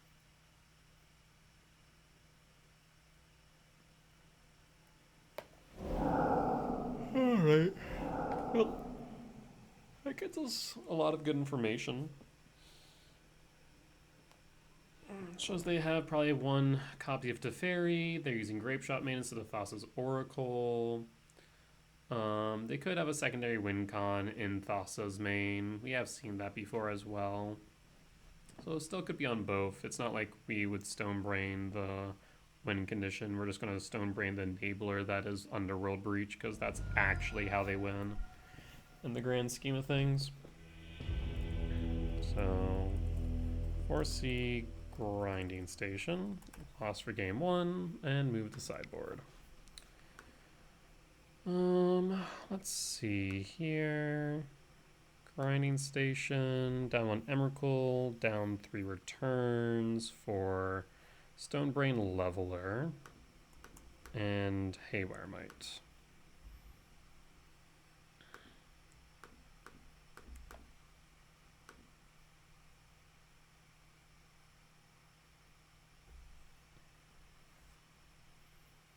And cut 1 Emrakul. And we'll run it back.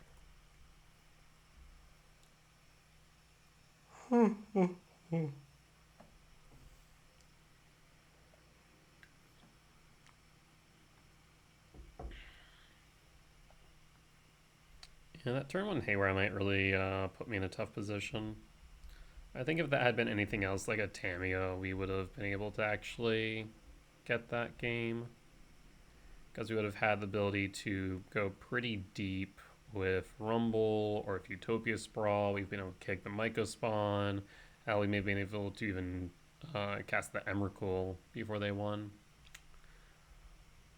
But ifs don't matter much here. They had the Haywire Might and they used it well, so Can't complain.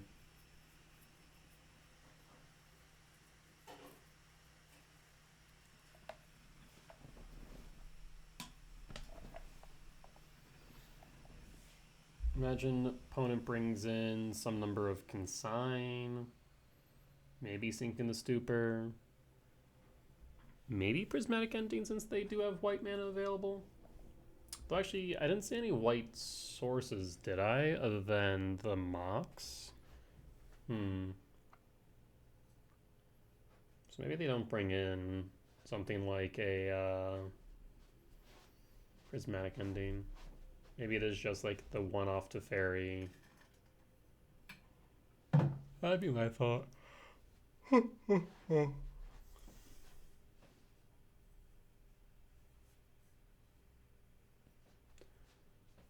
Well, either that, maybe opponent just isn't going to sideboard. That is a real possibility. Either that or just taking what time they can to take a break.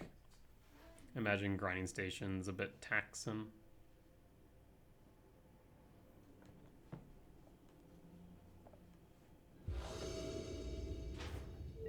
Alright, on the play for game 2. I mean, so this is a turn 3 Mycospawn into a turn 4 kick. Is that enough? Not. It doesn't feel like it's enough. I'll be honest. Yeah, I think we mulligan this. Like, it's not a bad hand. It's pretty mediocre, but it feels too slow. This hand is non-functional, unfortunately. If I had the choice between the first hand and the second, I would choose the first. Alright, well, we'll go down one more. Down to 5. We need to make sure it is a good, solid 5 cards, for if not, we will be in a bit of trouble, I fear.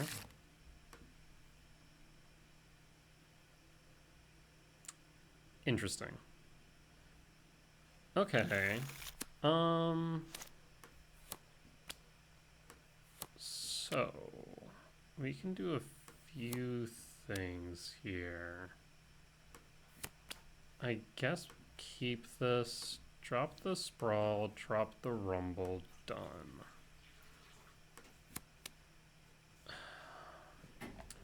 The biggest thing I don't like here is that I can't activate Brain in a meaningful way unless I put it in harm's way. So if they have the Haywire Might or have a way to interact with it, the Brain is just a dead card on board. So I'll play the Temple. We'll pass. We'll pass. Cast the Opal. Cast the Amber. Cast Bauble. And Tamiyo. Yep. Shifting Woodlands on top, so that's their entire hand. Bauble, fetch, target me. If we have a way to get rid of Tamiyo, it might not be a bad idea. Devour, you are 1 card late.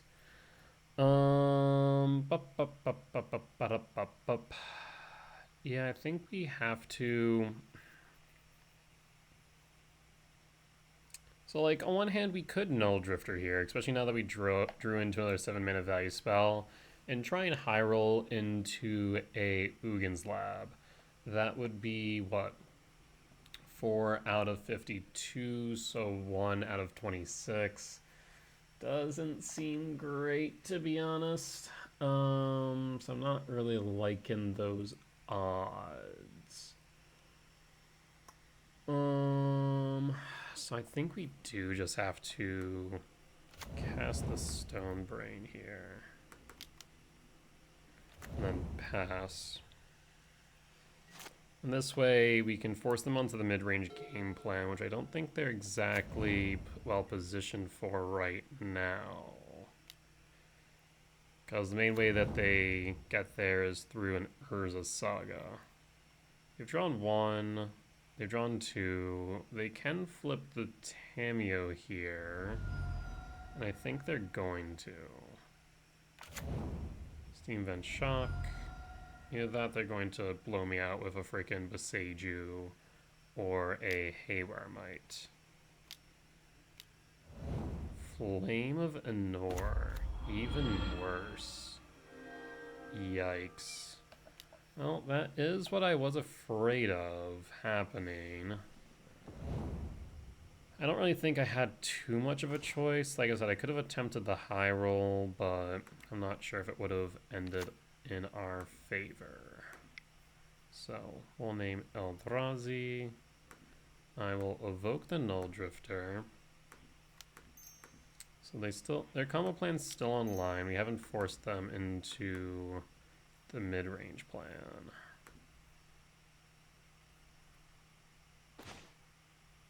Oh, there is the lab, you son of a... Okay, well, I'm thinking here, if we had done Null Drifter last turn, we would have drawn the Ugin's Lab for turn, is that right?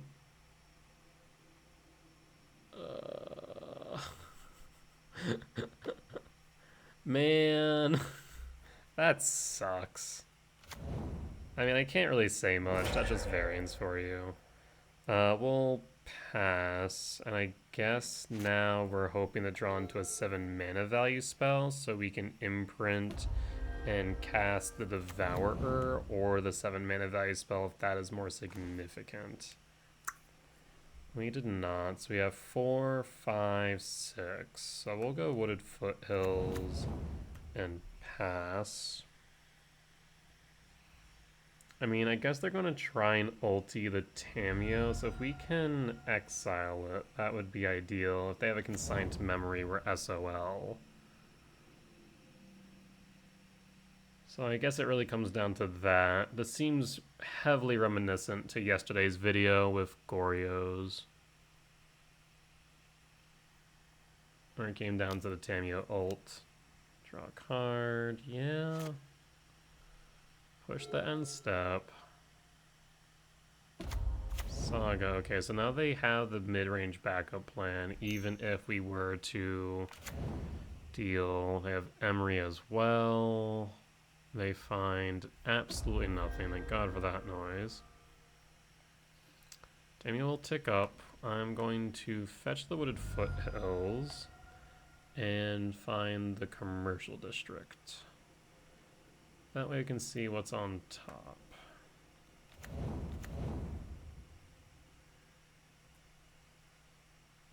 World Breaker. Yeah, I mean, I like the World Breaker. Wish you were on top last turn so we could play this Devour one turn earlier. Because we will exile the Tamiyo, right? Or at least attempt. So I'll put this on top. 1, 2, 3, 4, 5, 6, 7. We'll attempt to exile the Tamiyo with the Devourer. At the very least, we get a body on board for what it's worth. But I'm pretty sure if they resolve Tamiyo's ult, we just lose on the spot, regardless of whether or not we have a body on board.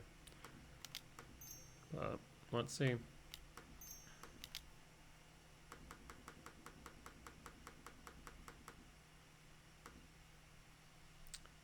Do you have the consign to memory? That's the question of the day. Ugh, you do.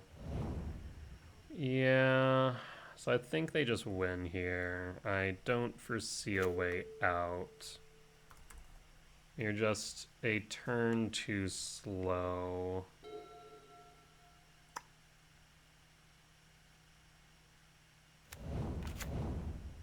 Yeah.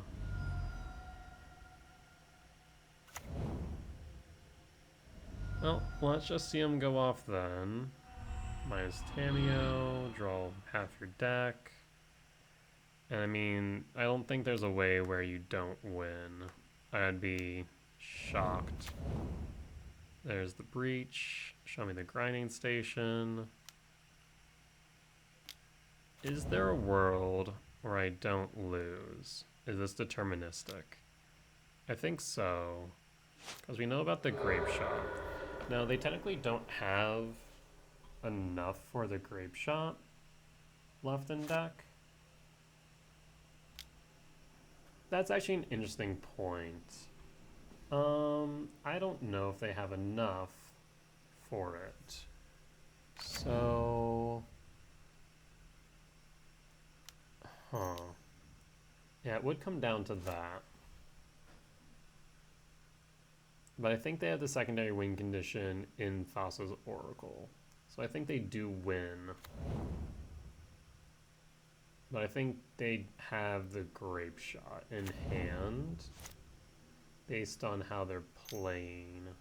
There's no real reason to play the Tamiyo, I don't feel, unless you're just going for that. Well, there's the Grape Shot engraved now. So what they can do is they will get up to, let's say, 9. They'll get up to 9, hit me for 9. Actually, they can go up to 8, hit me for 9, and then cast it again and hit me for 10, and that will be lethal. Let's see if they see the line. But they're not generating red, which tells me that they have Thassa's Oracle in hand. So they must just be going for the mill out. Yeah. That would be my guess. And they can just... I mean, they could have done it... If that's the case, they could have just played the Thassa's, before the last activation of Grinding Station? Oh, they have Jace. Okay. So they now take up. They draw, have no cards, and win. Yep. That is the 204 4C Grinding Station. A little bit unfortunate. Some bad draws in both Game 1, Game 2. Overall, it is what it is. We'll be back for round 5.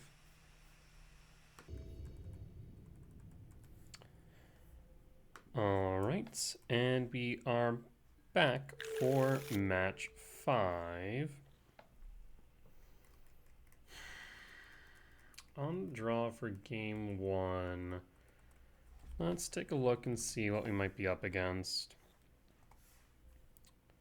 This hand's kind of odd because there's a few things we can draw into here. Utopia Sprawl, so 4, Temple 8, Ugin's Lab 11. So 11 draws isn't, or 11 hits isn't bad here. It puts us around, what, 10%? 11 over 55 would be, yeah. Oh no, 20%? Hello? Apparently my cats are just running around. No decks found for them. So yeah, it would be 20% chance here of us hitting what we want. So it's not bad odds. I'll keep it. We have 2 draws, so we definitely have high odds. We can also do a redraw here with the Kozilek's command and see a card deeper, which might be worth it on turn 1. This might be Rakdos Hollow One. Could also be... Oh, Jesus Christ, what the fresh hell? What? Am I... Okay, so it is Hollow One. Let me guess, you have 3 Hollow Ones to play. Do it. Okay, you only have 1, but still. Criminy. Hollow target me. Yep. And Windswept Teeth. I think I need to... So we could look one deeper with a Windswept Teeth crack for Commercial District. That's also an option. Otherwise, I can just cycle the command. I think we cycle the command. We'll tuck the Emrakul. And we'll pass and hold on end step. Well, I will actually hold up the ability to respond. There might be an off chance to where we might be able to exile for 0 mana, but I'm doubtful. Bobble. And combat. That's promising. Okay, forward to the face to 16. I mean, they're off to a fast start. Well, Kozilek's command X 0.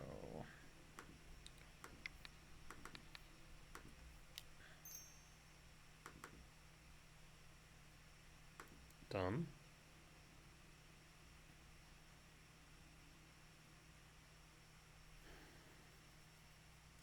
Seems they have no lands, so that is very much relevant. Forest not really making the cut.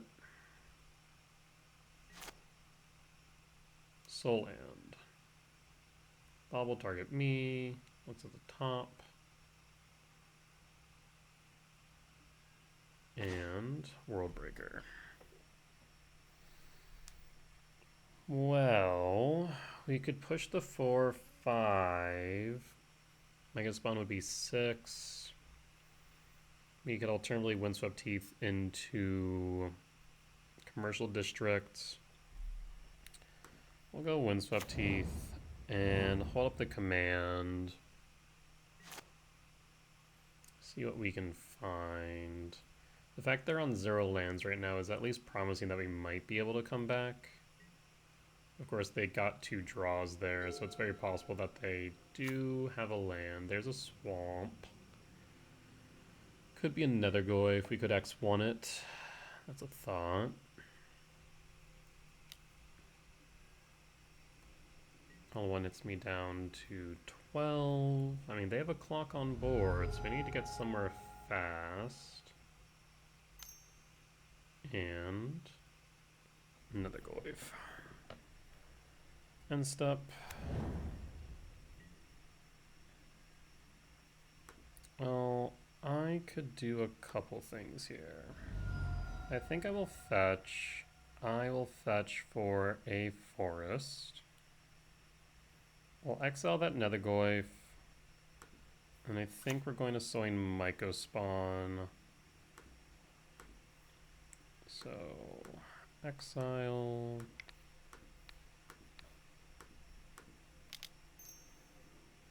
We'll definitely Soin Mycospawn next turn. I'm considering a Bajuka Bog.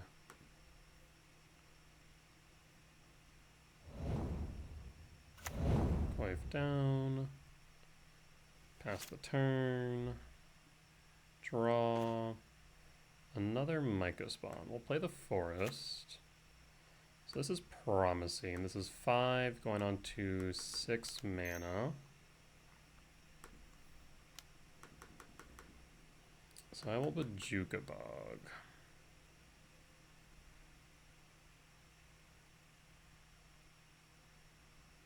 Four, 5, 6. Or 4, 5, 6. Next turn we can shock in 7. Yeah, we'll do that. So Bog. This way, no Detectives Phoenix. Shenanigans. And Worldbreaker can get rid of Hollow. And pass. They do interact with Eldrazi spawn. Then we can, I guess actually in case they do find a land, we can then get rid of a land. Arena of Glory tapped. I'm actually kind of tempted to just Mycospawn next turn and strip away more of their resources we can just chump with the Mycospawn. Oh, actually, maybe it's right to chump with this Eldrazi spawn. We'll have 2, 3, 4, 5, 6. We chump here, and then we can double block next turn. Yeah, I think that's correct.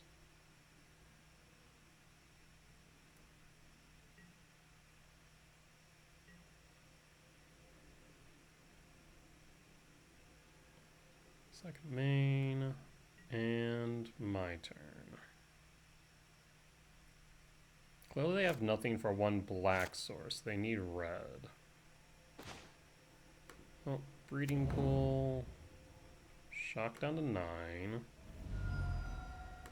Utopia Sprawl for red.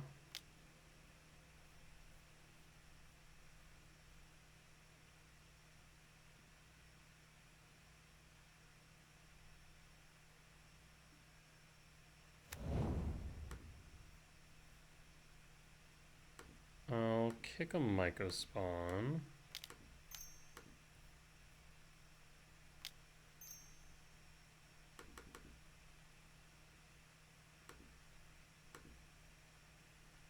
And we'll get rid of the Arena of Glory.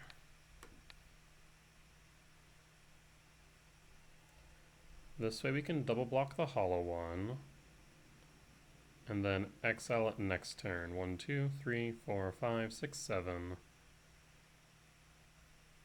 We could Commercial District to set up the next card.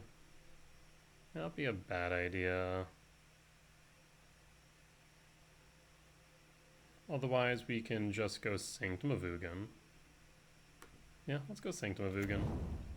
That might be better.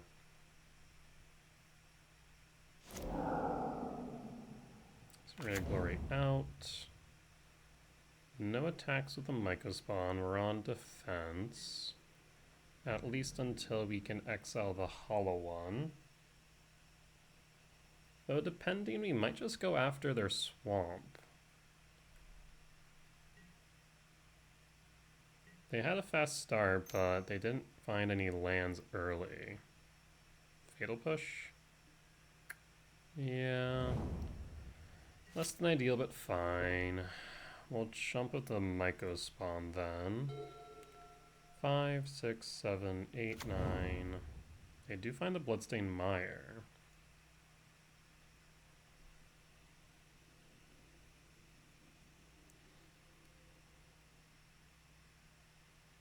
So they do finally have an untapped red source. Down to 13. The question is what they do with it. Down to 11.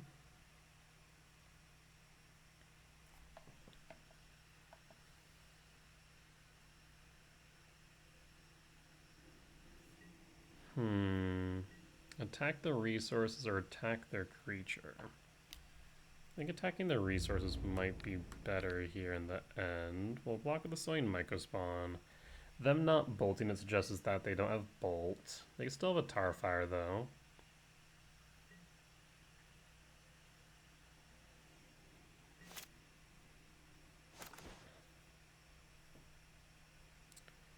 Utopia Sprawl again. This is mana neutral. And we'll go with blue. So we have green, red, blue. So I will go 3, 4, 5, 6, 7.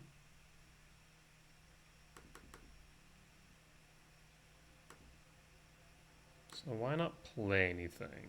That would suggest that they have maybe an Orcish Bowmaster. Would be my thought. If they have that in addition to a Burning Inquiry, that would be 3 damage. So I think we do get rid of the Blood Crypt.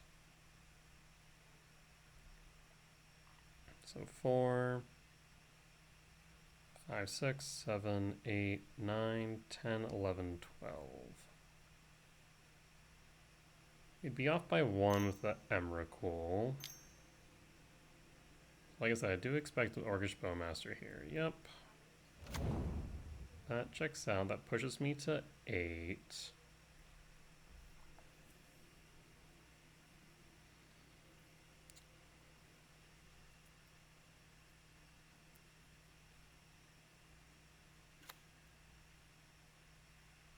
Yep.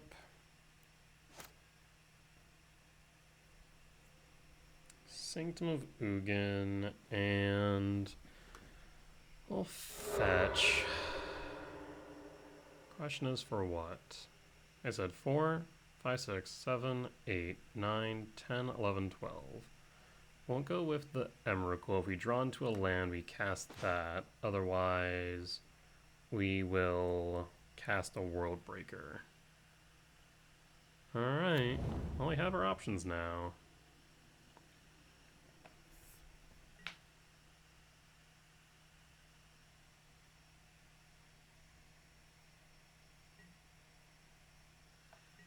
don't think they have a clean way to deal with World Breaker.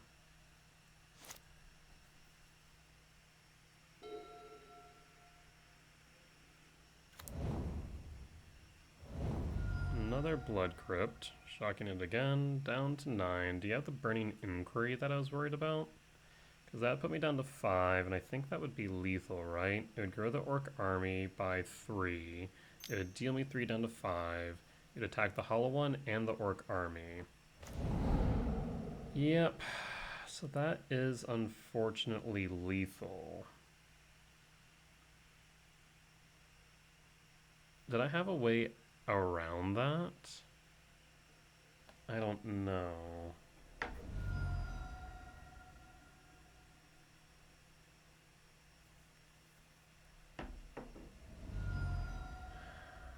Yep, 3, 4. I guess the way around it would have been to exile the Hollow One.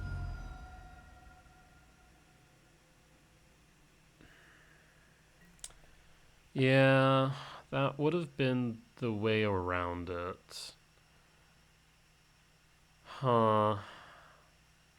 Well, let me know down in the comments below. Was it right to get rid of the Blood Crypt when we cast World Breaker? Was it right to get rid of the Hollow One? I mean, it required them to have the Orcish Bowmaster, the Blood Crypt, or Red Source, and the Burning Inquiry to win. So like 3 cards make it right. Clearly, that's what happened. I'm not sure what the percent chance of that is, but kind of nutty. So they do get there. Unfortunate. I guess the question that I should have asked myself there is, should I have, like, was there another way for me to lose if I did exile the Hollow One and they did have Bowmasters and Inquiry still? It would have taken a 3 down to 5. I guess at that point, the way they would have won would have been through a Detective's Phoenix. Right? No, not even. They would have floated the Orc army, but they wouldn't have been able to get over the World Breaker. So I don't know. I don't know on that one. Maybe it was right to just exile the Hollow One. Alright, well, sideboard time. And Hollow One. So down to Karn, up to Dismember, but instead of Dismember, we have the Ugin's Binding. So we are testing this out for the first time. Let's see how it fares. Kind of acting as sweepers number 4 and 5. On the play for game 2. I will keep this hand.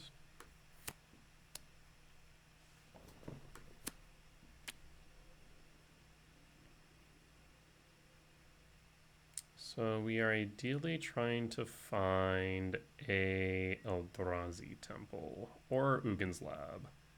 Basically just a soul land. I will go with blue, since we have the Null Drifter in hand, and pass. And pass.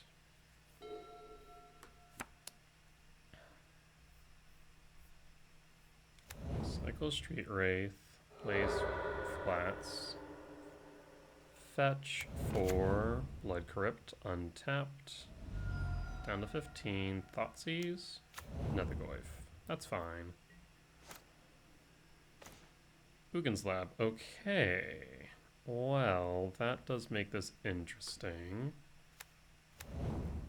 I will tuck the Null Drifter. I will play Rumble. What do we hit off Rumble? Eldrazi Temple, perfect.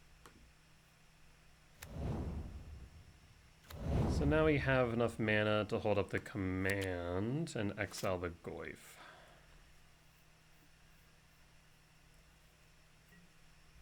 But next turn we will kick a Myco Spawn.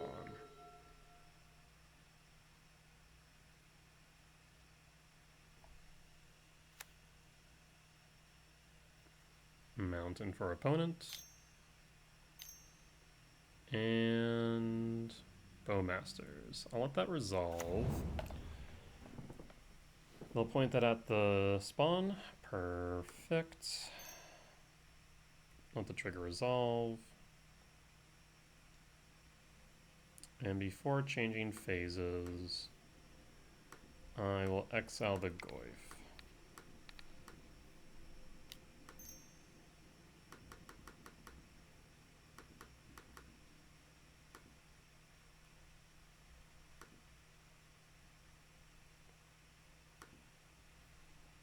Done. Goyf down. And pass.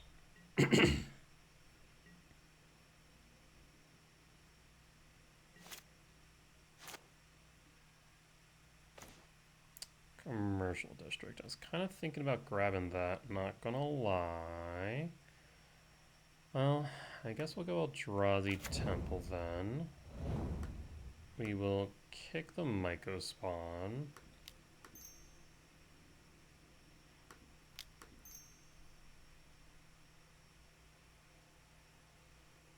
Hello.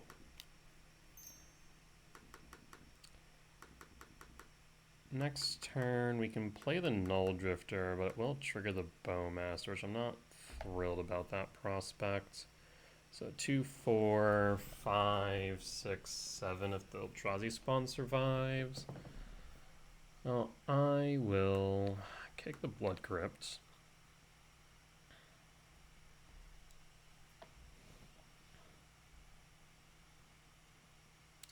And Shifting Woodland isn't doing much. But Jugaba gets rid of a Street Wraith, so at the very least does reduce the number of card types in Yard and makes it harder for them to bestow, let's say, a Detective's Phoenix. So I am tempted to do that. And we'll bog.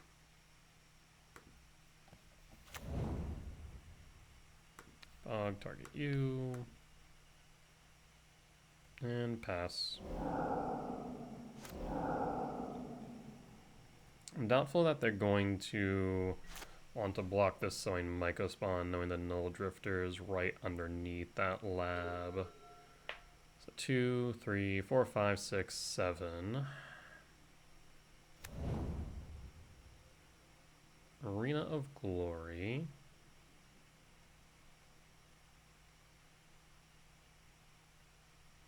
So no black sources, which is good. However, casting costs.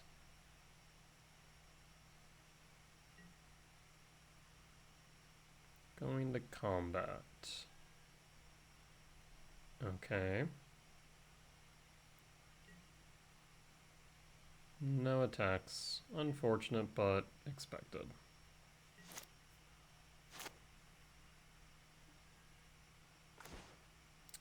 Another Eldrazi Temple. Like I said, we can play this Null Drifter. We're going to get pinged for it. I think it still is relevant, so let's start off with attacking the Myco Spawn. See if maybe they'll block. Press X to doubt, but we'll see.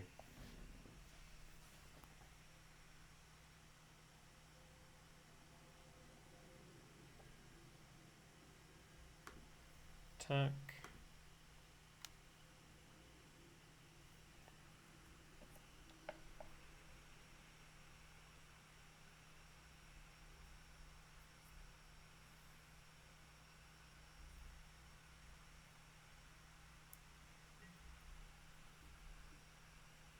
Going to blocks, no blocks. To be expected. 2, 3, 4, 5, 6.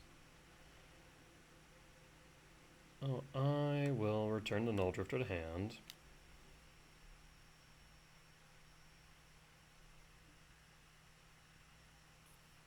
I'll play the Temple. I'll cast the Null Drifter. I mean, I guess if they want to ping the spawn, they can. Not exactly against that.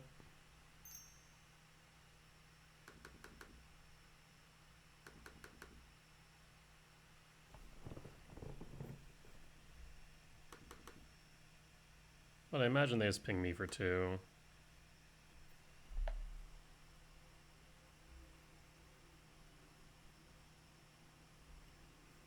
Draw 2, okay. That's a return in the commands. That is nice. Okay, so they do have to actually go after spawn, so I will sacrifice the spawn. And then 1 at me, of course. Yep, and I'll pass at this point. Not that much else I can do. So we'll get 1 Orc Army. I'll take A damage. Null Drifter on board. We can clear board now with the return. We can dig pretty deep with this command as well.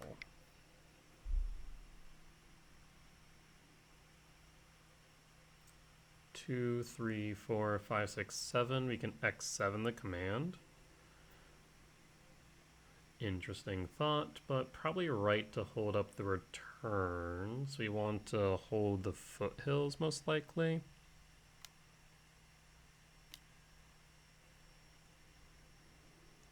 And double red cycles Hollow One. So they might try and go for a Detective's Phoenix here, maybe?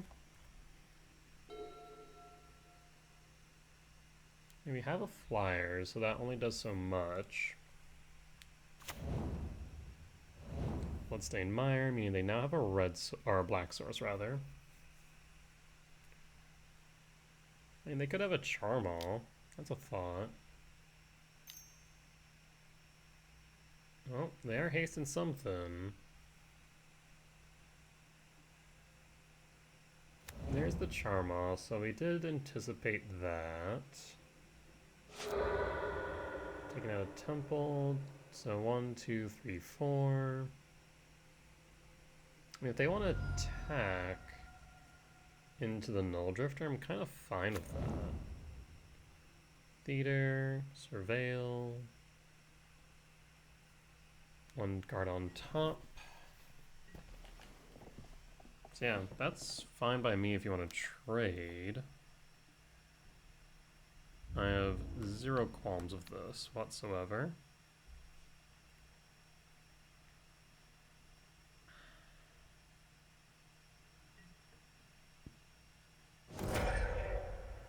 Five card types in yard.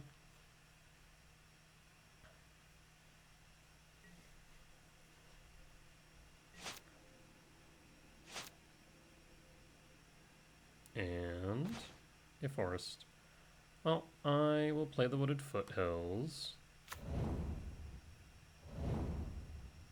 And I will...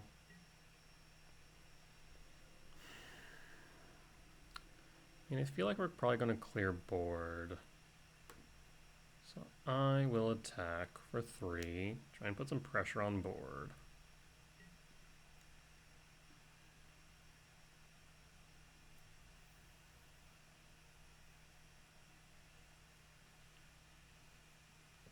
You want to block the token? No blocks. Okay. And we'll just pass. Well, the return. There's also a thought that we don't even cast it, because in order to cast it, we would take 3 damage versus the 2 that we currently have. Blaze a Mountain. I guess you could cast another Charmal. That is a thing you could do.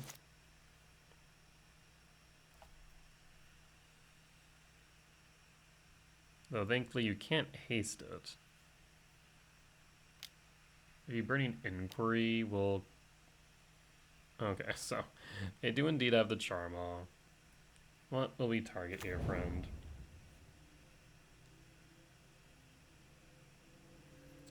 In response...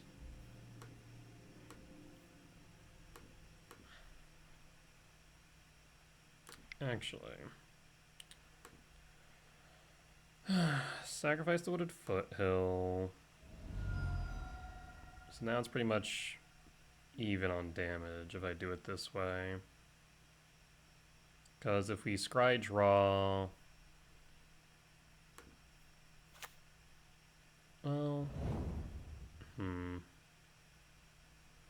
Actually...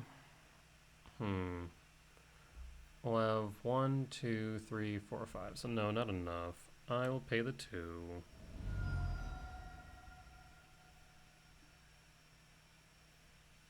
I'll cast the return. And then command X2.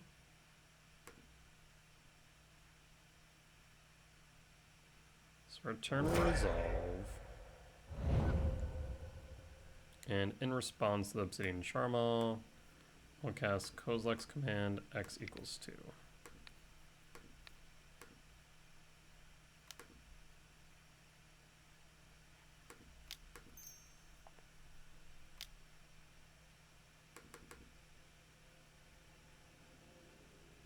Let's see what we find. And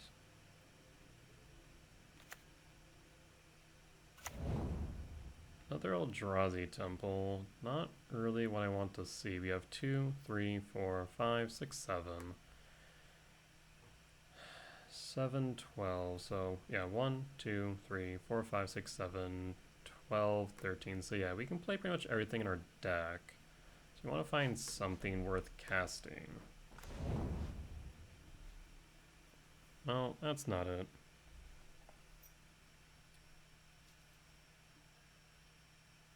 And we'll pass. Maybe there's an argument to holding the command, seeing if they would be baited into blocking the Myco spawn. Oof. Well, I will play the commercial district. See what's on top. And verdict is another return. Into the graveyard you go. And we'll just pass it back. Do not have much going for me right now, unfortunately. We'll hold up the ability to respond in case of another Foemaster. I wonder if another argument may have been for me to still go forward with the... Well, I guess we wouldn't have had the colorless sources. Yeah. I guess there's also an argument to dig 5 deep rather than just 2 deep.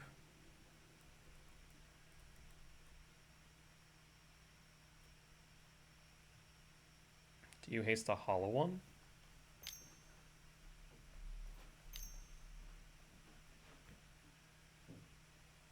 What this? Bowmaster. Bowmaster targets me.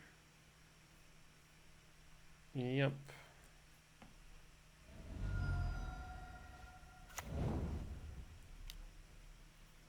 And Tarfire? Burning Inquiry. Oh, shoot.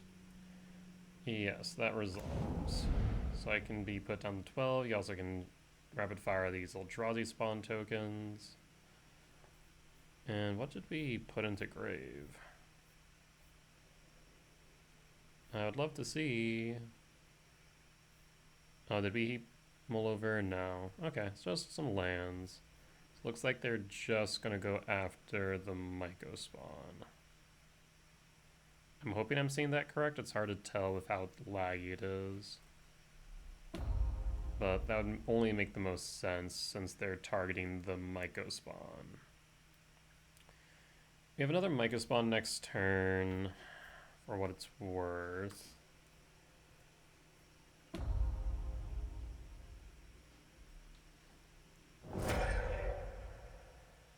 What is this?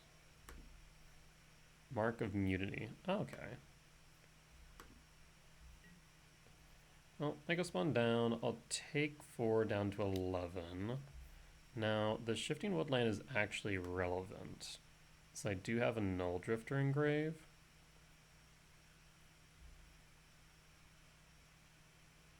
So you'd be able to block the Obsidian Charmaw. No, I can't block. I always say that it's like, do you want to block? I'm like, I can't. I understand why it does that, but still. It's down to 11.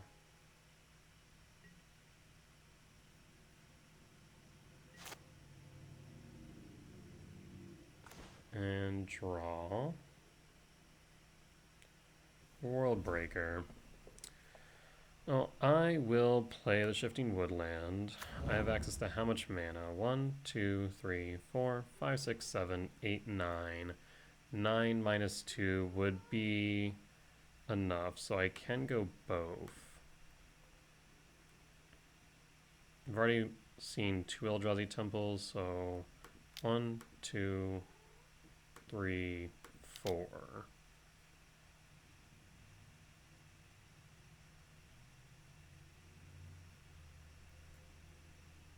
We'll search with the Mycospawn and use it as a blocker. Grab the Eldrazi temple. And I think we get rid of their 1 black source.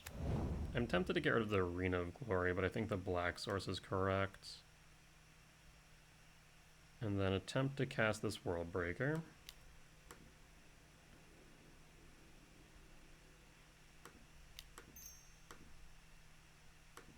Like, we can kind of pre-program our clicks through the slideshow, but it is rough. And some clicks don't even register. Alright. Why did I do that in that? Yeah. I did forget about this. This is fine though. So target, theater, Kozilek's return, and then the last one should just end up on a stack. Yes. Yeah, I should have just held the Mycospawn in retrospect. So now we're clearing it. Thankfully we'll have a Null Drifter with the Shifting Woodland for what it's worth, but I don't think I'm able to actually get through game 3 is the problem. Though we do have lethal on board, so we just need a quick game 3. But the time loss from the lag is really rough. We'll pass the turn at this point. Like, we've pressed 6. I actually kept those at 27 seconds. Shockingly. But then by the time we get our ability to respond back, we're already down, what, 5, 6 seconds? 7 seconds, yeah. So just trying to even get to the point of being able to pass the turn costs us 7 seconds. So yeah, I don't think there's a way for me to win game 3. At least not in time.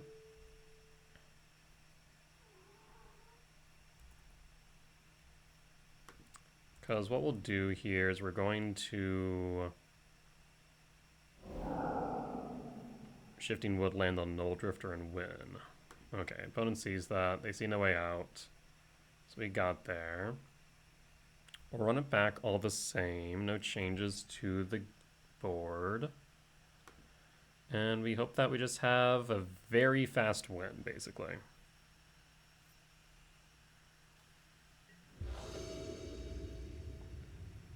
This hand, I'll keep it. I just need to make it quick.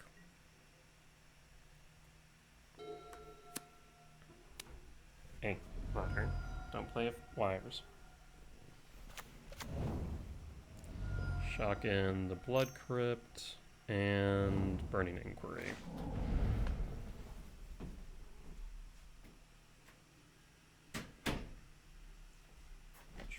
stack with Devourer. Need to get the cat out. I will grab the Ugin's Lab. So we'll go Windswept Teeth and pass. Pause on end step. Yeah, we're going to have to rely pretty heavily on these shortcuts.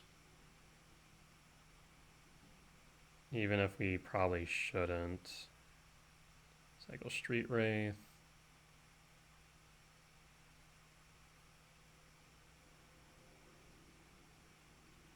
Yeah, losing on that Breeding Pool and Utopia Sprawl is really rough, actually.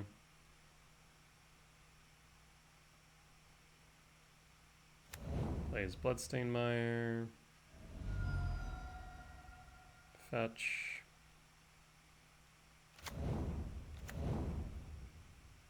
Surveil Land.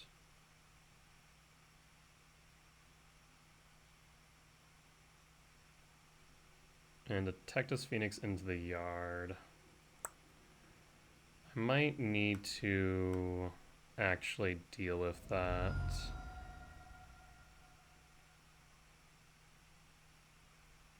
And Commercial District.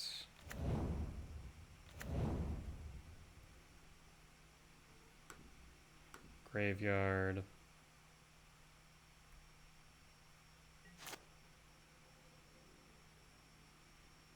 And Utopia Sprawl. Well, that's mana neutral for what it's worth, but we would like to see another green source. I'll tuck the Null Drifter. And at the beginning of their upkeep, I'm going to get rid of that Detective's Phoenix.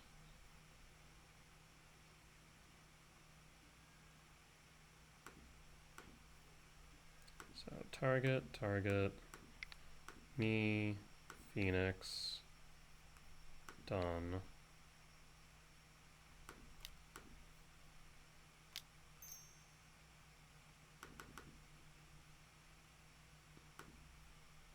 And done.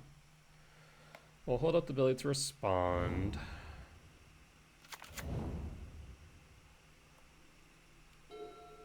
But we're losing so much time right now. Like, holding up the ability to respond is just going to eat away. For every trigger that we need to resolve, like 2 to 3 seconds at minimum, and at most upwards of like 7.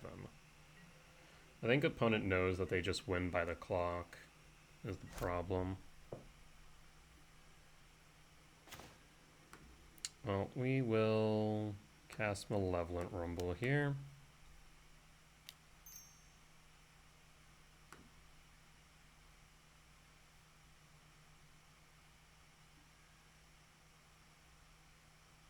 And we'll grab the Sowing Myco Spawn. Done.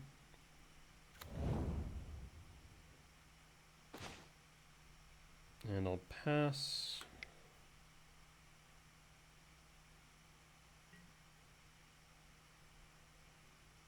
Let's see an end step Bowmaster. No attacks.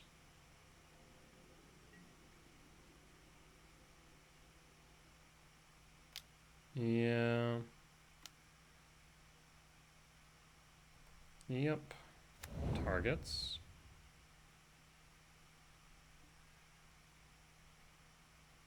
Targets me, that's fine. I get a sneaking suspicion they might have a Burning Inquiry in hand.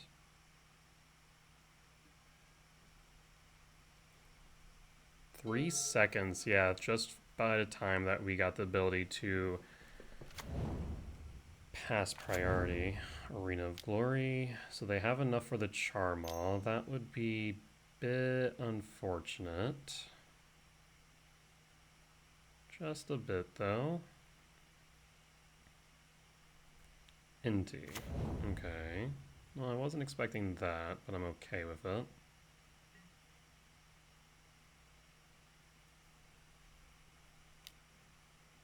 What do you target with Inti is my question.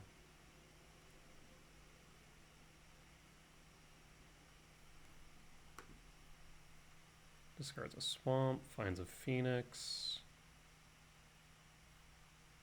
What I want to know is this target. I don't think we can really do much on the Bowmaster proper. Okay. Well, you still need to hold up the ability to respond due to the fact that they could have another Bowmaster. So 2, 3, 4 for Mycospawn to then exile their yard if they have a Jukabog. They could go Obsidian Charma. Detective's Phoenix bestowed on something.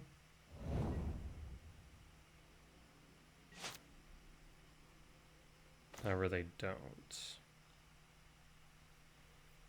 Okay, well, let us cast Sowing Mycospawn. 1, 2, 3, 4.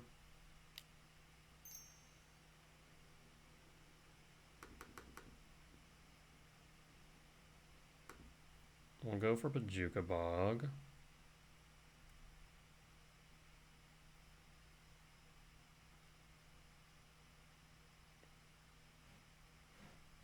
Bajuka Bog, target my opponent. And I don't think that they have the ability to cast a Bowmaster, so we'll pass in full.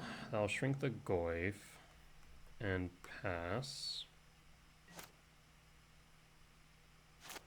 And pass.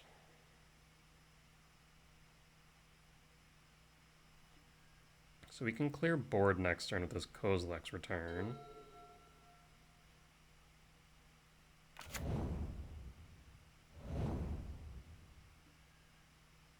Bloodstained Mire, yep.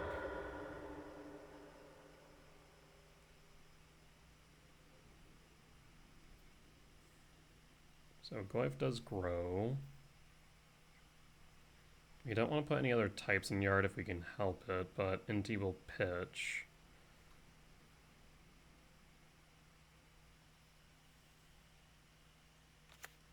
Right now I have access to 5 mana.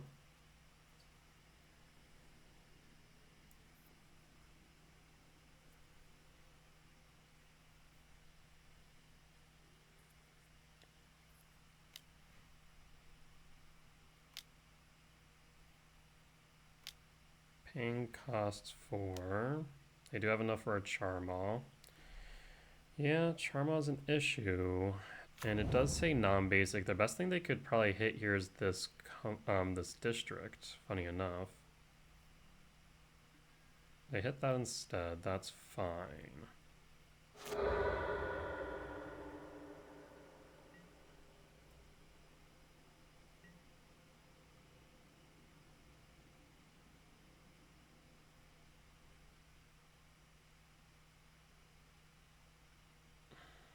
So I'll attack with the Goyf. Bowmaster.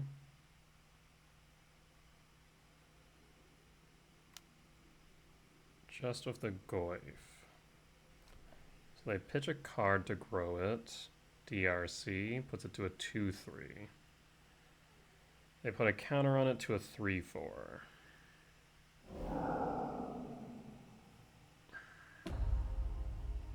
That is a problem now. Oh, I will block it. Though maybe it was better for me not to in retrospect. We block it next turn, but we also don't want them going to combat. I think that Charmaw may have put the nail in the coffin in the grand scheme of things. Because now all we can really do is return. Yeah, and then... Okay, so I'm trying to think here what the right move is. Because we can return. We can block the Nethergoyf with the Eldrazi spawn. Well, they can give the Nethergoyf tramples the problem. And I think the bigger problem is that I can't kill them with 56 seconds on the clock. I, at this point, don't have enough of a board state to present any real threat. And looks like they're going to haste with the Arena of Glory. They'll target with the Bowmaster, target me or the spawn.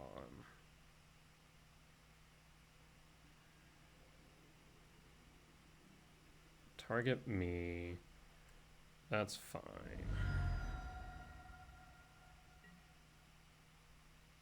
Begin combat. I will cast Kozilek's Return.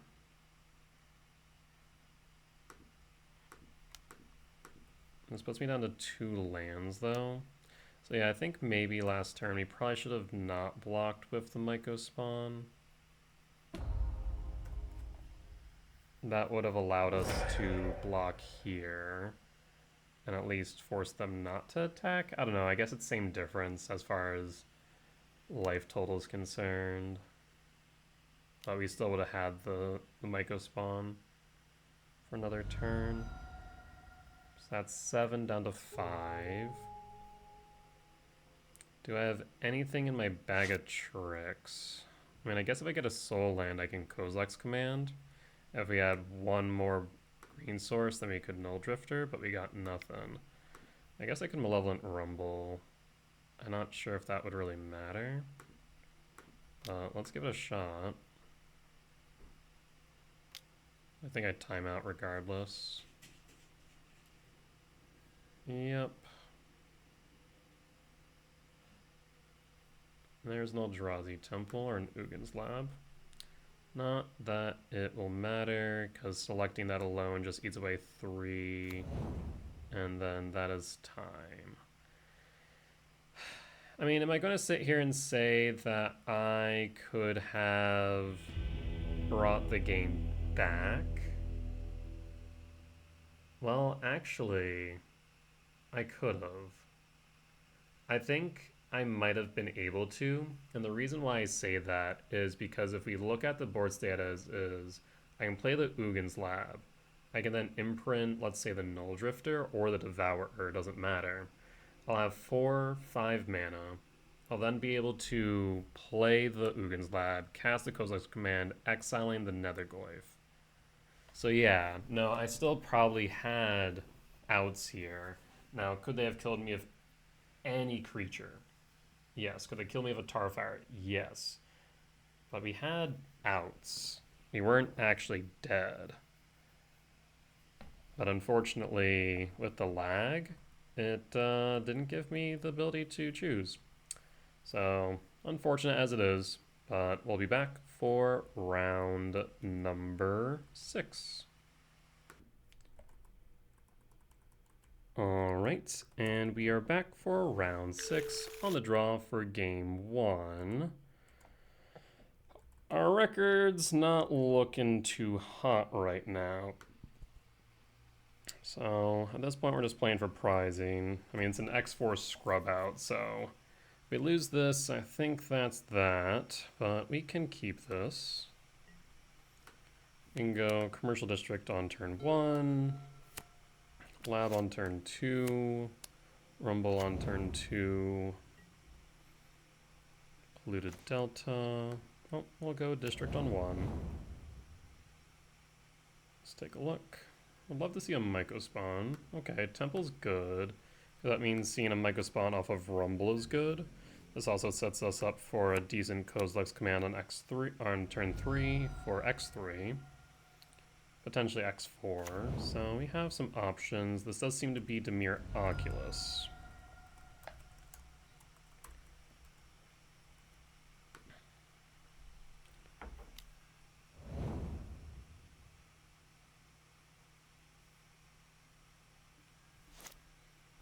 Alright, and we pass to opponent. Scalding Tarn, pass.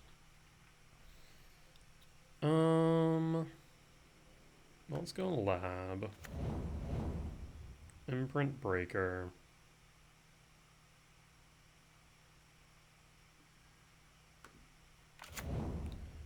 The only thing that I kind of worry about here is the fact that Scalding Tarn will increase the graveyard count to 5.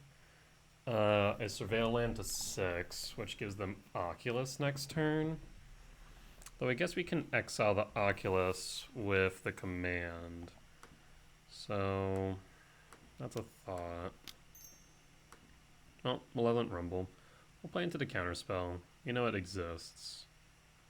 Let's see if you will use it on Rumble.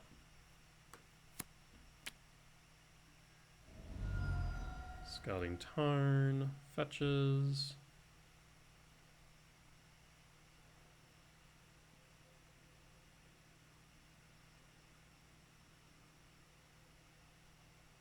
They definitely have the counterspell. There's the island.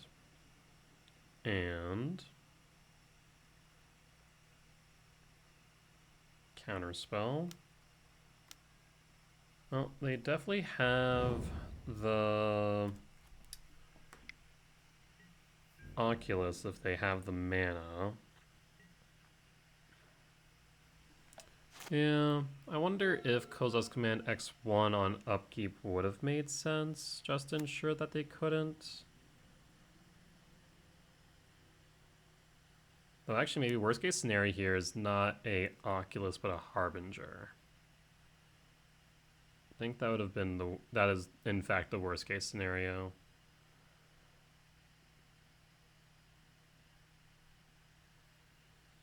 Casting 2, 3,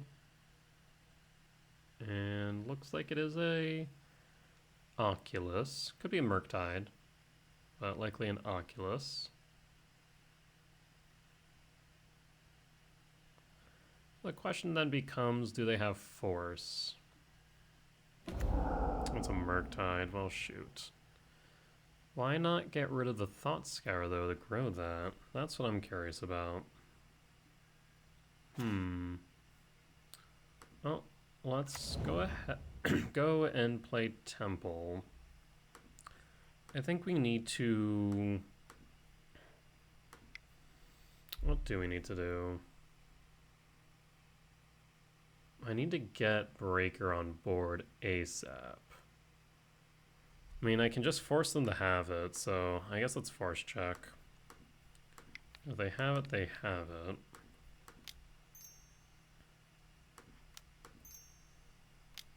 We're only playing around Force right now, whereas if we go to their upkeep, we're playing around both Force and Counterspell.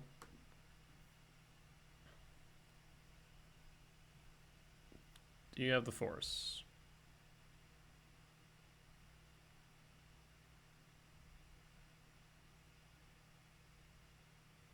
Opponent's thinking. I'd be shocked if they didn't. Otherwise, they probably would have just passed the turn. Yeah, that's what I thought. Alright, well, that is unfortunate. What's our best draw here? We have access to 2, 3, 4, 5, 6 for Eldrazi, 5 otherwise. So maybe a Sowing Mycospawn to ramp and to exile a land. That might be the best bet. They'll push into the yard. That's 4. They could play another Murktide here, funny enough. Considering their options. So that's 5, potentially 6. That's 6. So now they have the potential for an Oculus next turn. So if I were to play a Mycospawn, there's an argument that we should fetch for a Bojuka Bog.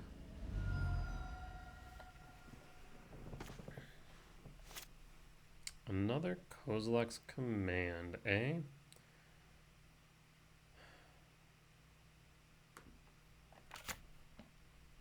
Well, once again, you would need a Force or a Spell Pierce. Let's play around the Spell Pierce and just go X2. Though, is there an argument to getting rid of something in the yard? I think there might be. There's also just an argument that we're playing around the force. Actually, if they have the force, Alright, so let's do this. Thought Scour, force, done. Play around the Spell Pierce.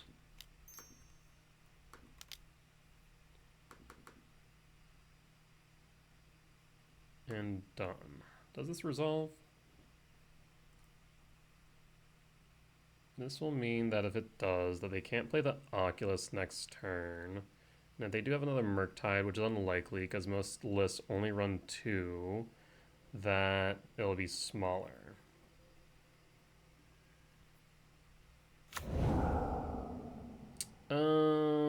But slight downside to that, should have grabbed the Otawara because that does grow the Murktide. Right. I always forget that. I always forget that small but rather large bit of text on Murktide. If I would have gotten Otawara and one other, it would be a 6/6, which means Breaker would still be able to block. Ugh. Cycle and Unearth. Yeah, that was unfortunate. That was a misplay on my part.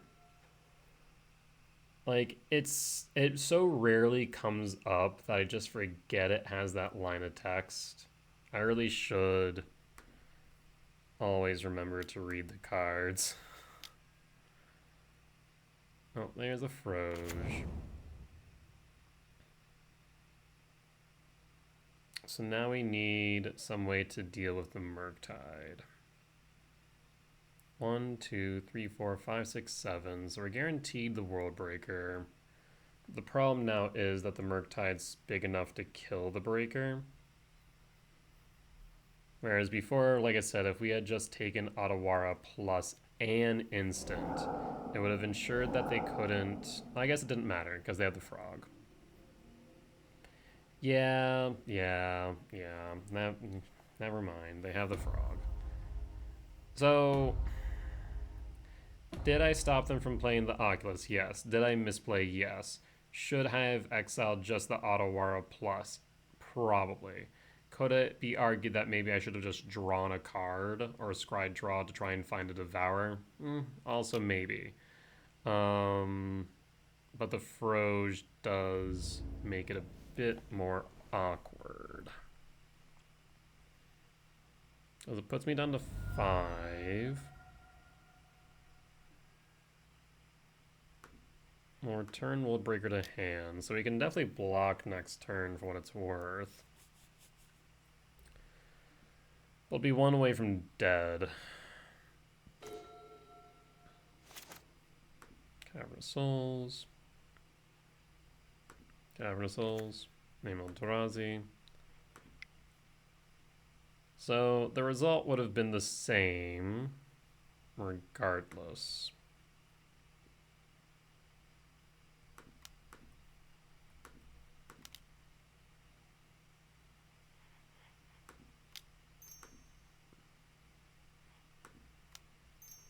And one Eldrazi Spell. The problem is now that it really doesn't matter now, does it? Because we cast the World Breaker, it's uncounterable, we'll get rid of a Watery Grave. Okay. So that's fine and dandy, but then they can just pitch more cards to the Frog, they can float the Frog, and I'll take a total of 4 damage from the Frog. We'll block the Murktide, the World Breaker will die.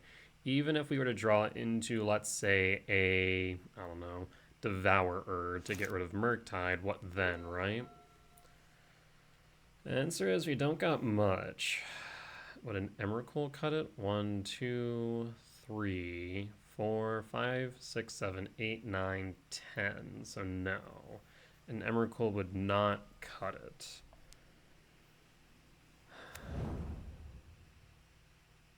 If I had just...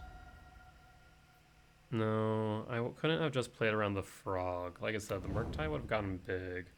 We could have scryed 2 draw cards. We'd be able to see, what, 1 card, 2 cards deeper than what we currently have. So, float the frog.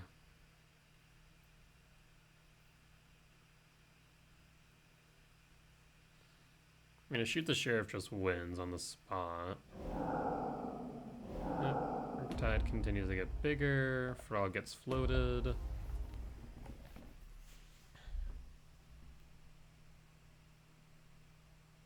And I can pitch 2 to pump it to 3, putting me to 2. So even if I were to devour her, it wouldn't mean anything.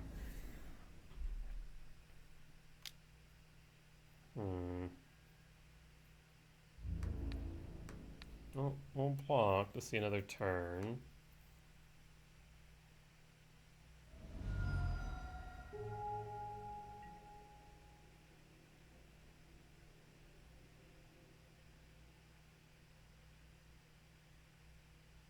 And paying cost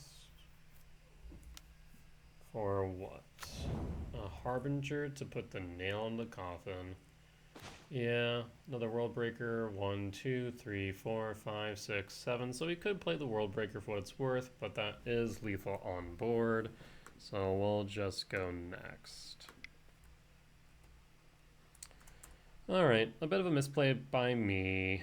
Did it have a substantial result? No, we'd have seen, what did I say, 2 more cards? I mean, there wouldn't have been a good way to deal with the Murktide. It would have given us a little bit more time, though, but I don't think it would have been enough. Because we would have probably bottomed, found the World Breaker, drawn into the Null Drifter, seen the return. At most, I may have been able to block a couple turns, but I don't think the outcome would have changed. So, it doesn't excuse my misplay by not remembering that line of text on Murktide, but at least does reassure me that it did not matter in the end. Well, we'll bring in Binding, get some more data on Ugin's Binding. Could be relevant. And we'll cut an Emrakul and 2 cards. Run it back. Yeah, like I said, I think X4 we're out. We're guaranteed probably top 64 regardless. On the play for game 2. This is a gamble hand. I mean, the chances of us finding a green source here are very high. I'll keep it. Reveal Devourer. Trigger on the stack. And Stomping Grounds. Temple. Pass.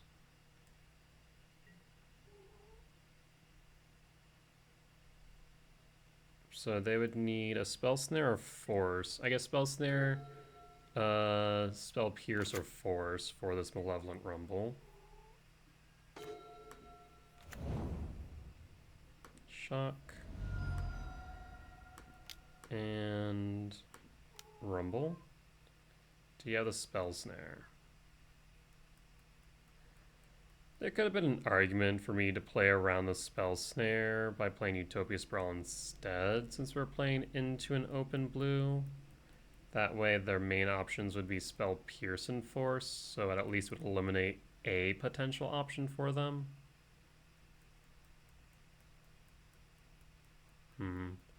Because why else just play the blue? I mean, I guess they could have Consider in hand. Oh, there's Force, so it may have not mattered.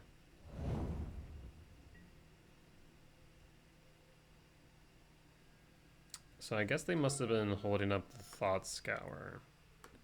But then they exiled it. Interesting. Well, Ideally, we draw into a land here. If so, we can go for the Sowing Myco Spawn.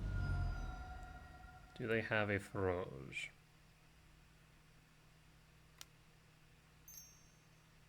Blue. So not a Feroge. Okay, maybe Mistap. Black. Blue. Okay. Oh, maybe another misclick. Felt there, friend. Felt there. Blue. Still not the right color. Thoughtseize.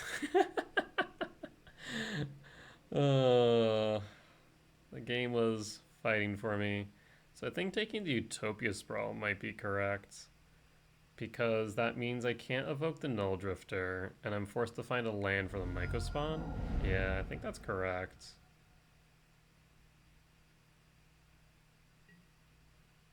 Alright, let's see if we can find a land.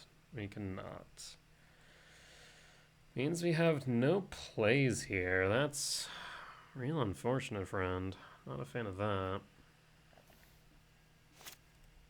I mean, it was a gamble on their part. We have, what, 20 lands? So out of, what, 49?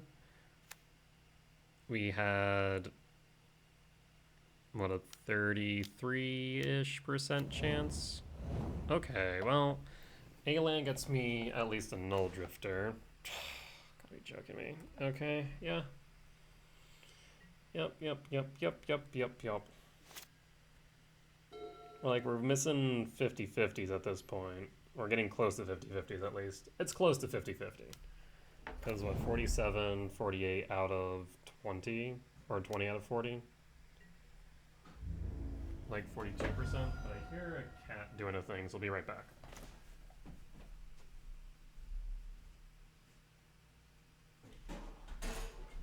Never mind, it wasn't a cat. It was a noisy partner. Yeah, we took a risky hand, and it was fragile enough to where I think they get there.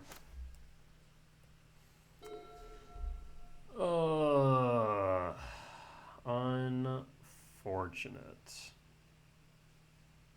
Well, sometimes you play the odds, and the odds play you. Because this is a clock, and the Feroge is just going to keep on generating value. Let's include a delta, yep. Can I get a land? Hey, look at that, a land! You know, it'd be really messed up if they consign to memory this evoke. Or more accurately, the trigger. Opponent, don't do it. That'd be really messed up if you did. I mean, it would be correct, but it'd be so messed up.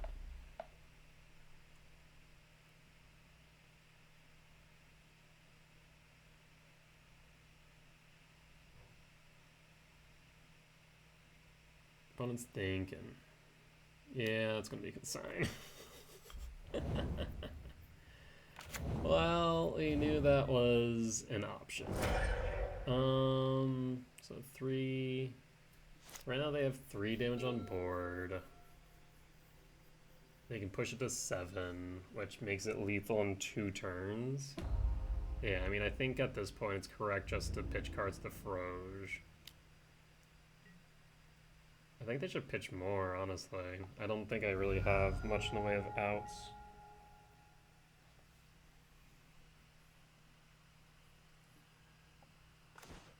Yeah, the command's doing nothing. We're not seeing a green source. Damn. Yeah, they really needed to be able to cast that Myco Spawn like a turn sooner. We just didn't see the lands we needed. I mean, they have lethal damage now, so no reason to belabor the point. You got it. You got it, friend. Well, we're 2 and 4 going into 7, right? I'm pretty sure just from participating at this point, we're guaranteed top 64.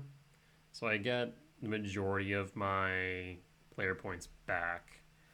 I think out of all of these losses, the Rakdos Hollow One is probably the most upsetting.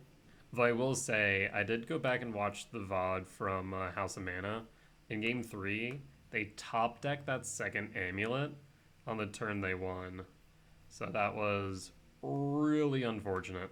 I also will note in Game 2, I think it was wrong of me to play the Haywire Might to get rid of the Amulet. I should just play the Malevolent Rumble a turn sooner. I think that would have been correct. It would have probably made a significant difference, so I don't know. In retrospect, I don't know why I made the play I did. But yeah, the most upsetting I think is Game 3 of that Hollow One. I think it was winnable.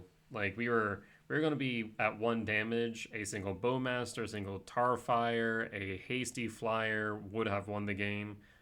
But we did have the ability to win, and the fact that the lag did cost us that match was rather upsetting. But it is what it is. I'm gonna look at the standings and I'll see if we play round 7. I might as well, just for the sake of it. But we'll see. That said, we'll be back for either the wrap up or round 7. Alright, and we are back for round 7.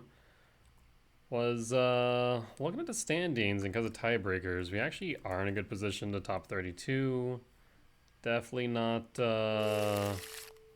fantastic, but it is doable. This hand actually is pretty good, so I will keep it. Keep and pass. And this is a codeless command, x equals 2 on the end of 2, allowing us to potentially play a World Breaker on 3. Utopia Sprawl, Utopia Sprawl. Alright. Well, we can actually do something similar. Verdant Catacombs. Fetch.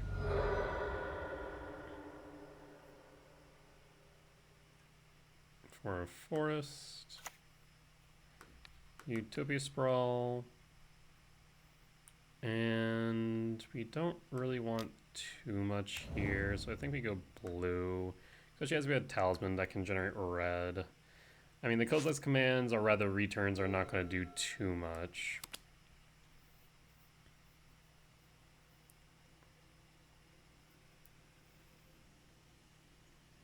Now the question is, they have... Okay, so they might have a Rumble here. That'd be my thought.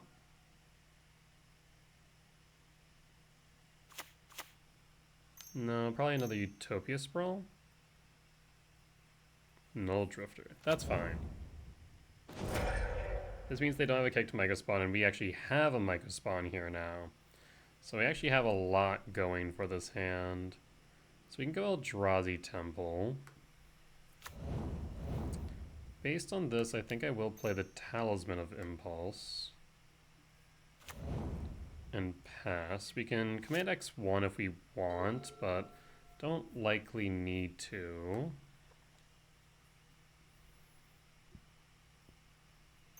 Because we'll sign Mycospawn, kick the forest out. Yep, that's fine. I think at this point we're just going to push the end step. Sanctum of Ugin.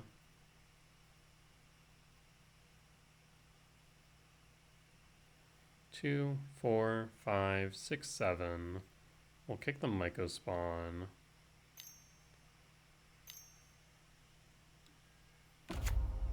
Karn. I mean, they could grab a Liquid Metal Coating. Yeah, that's fine. Alright.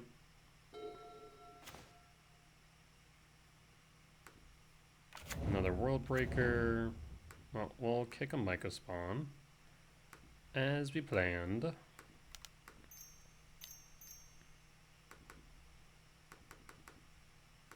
mean, we can play through the coding pretty easily.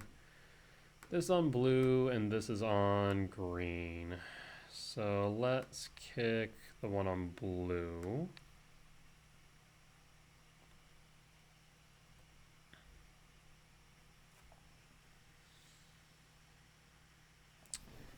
And I mean, we could do a couple things here. I think we grab the Ugin's Lab and tuck the Emrakul. Maybe that's right.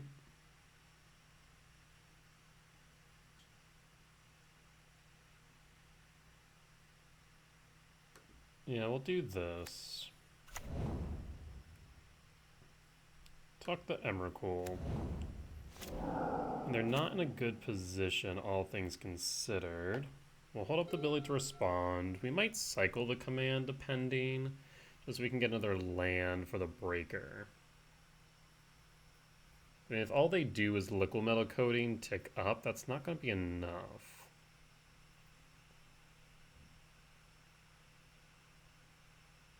I guess there was a discussion. No, I don't think there was a discussion about commanding X1. Maybe it could have been beneficial. Yes.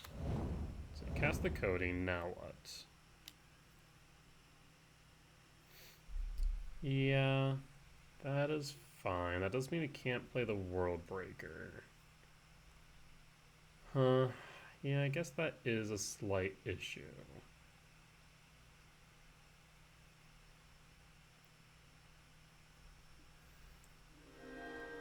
So I do wonder, maybe, as I was thinking about this, maybe we should have played the World Breaker, would have been able to deal with the Karn. Huh. End step. I think I will... No, actually... I mean, X equals 4. Okay, we'll just draw. Kozlek's command and Kozlek's command. Well, I will start off by just hitting Karn.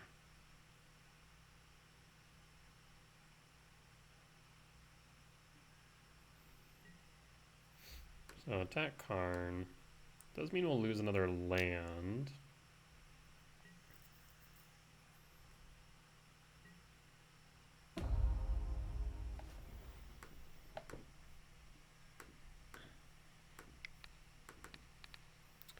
One, two, three, four, five, six, seven. Losing the Emrakul here is not the end of the world, I don't think. And I guess there actually was a discussion, or actually a really good argument to have been doing this before we attacked, because we do find the Karn. We could have cast the Karn, ticked up on the Impulse. Yeah. Let's see. So we'll take out 1. We'll have 2, 4, 7.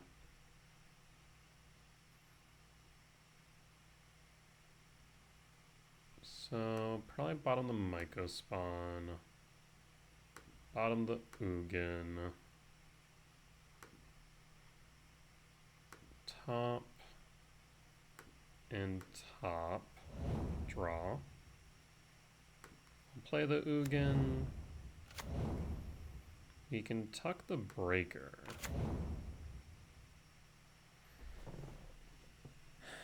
And then I think we just pass there, hold up the command.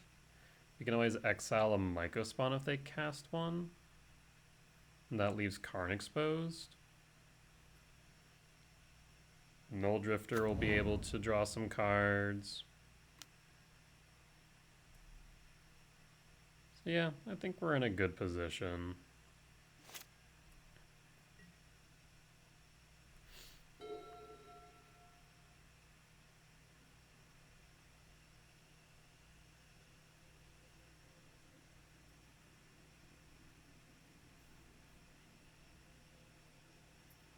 What we thinking, opponent? Yep, on the Emrakul makes sense. Take up on that. Emrakul down.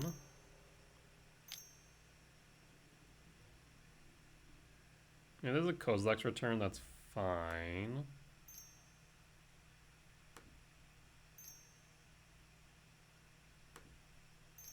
Each click takes like 3 seconds, Jesus. That will resolve.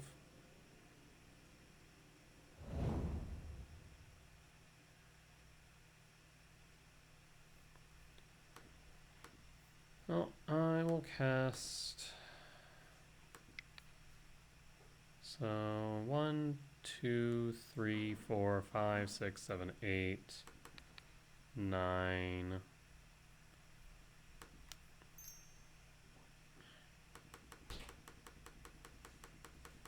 So we have the Null Drifter. What else might we find? Hopefully a green source with this breaker. That would be ideal.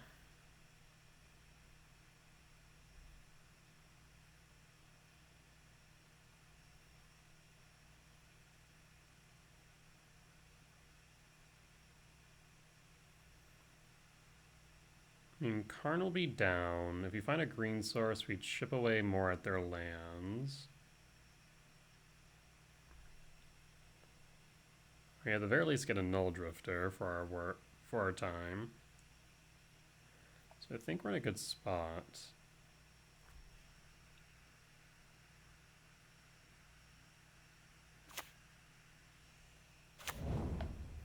Well, that does help out a lot. So, we will bottom the Rainforest. Tempted about this Bojuka Bog, but maybe not.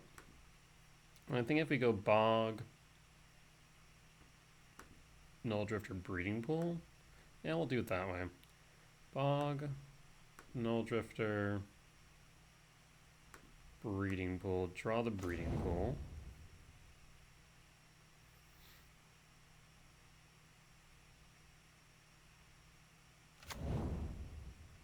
And play a Breeding Pool, Shock, tapped. Okay, well this means Karn's definitely down, so we'll pass. So we'll play Breeding Pool, Shock, and play the... Actually, before we do that, let's go to Combat and take out Karn.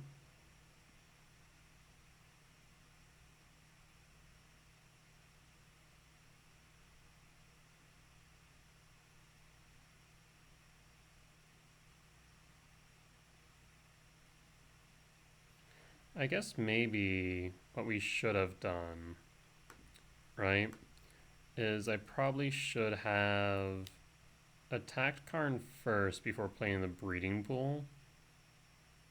Because Karn will be down. That's 1, 2, 3, 4, 5, 6, 7, 8. I mean, they're still short, so I'm not all too worried about the Emrakul. So maybe it wasn't entirely necessary to go that route. Karn down. Worldbreaker.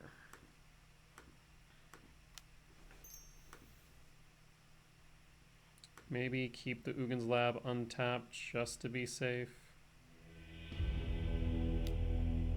And opponent is going to concede. So Temur, Eldrazi ramp, win for game 1. And go sideboard.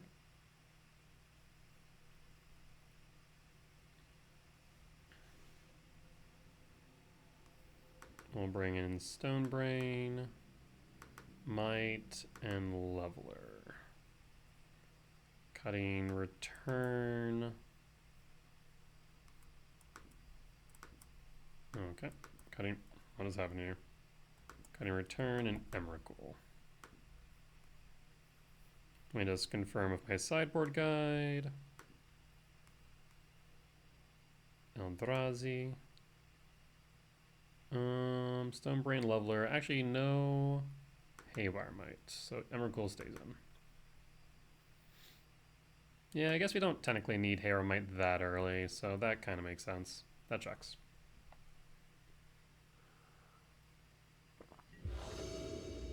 On the draw for game 2.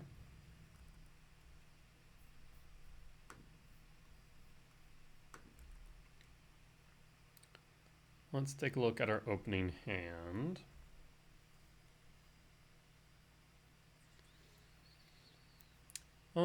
Yeah, we can keep this. You just need to find a payoff. Ideally a sowing Mycospawn. I'll keep. They keep. I pass. What you got, friend? If it's an Ugin Lab into a Talisman, okay, just a Temple, that's fine. An Emrakul, we like that. Utopia Sprawl, and I'm gonna say for green.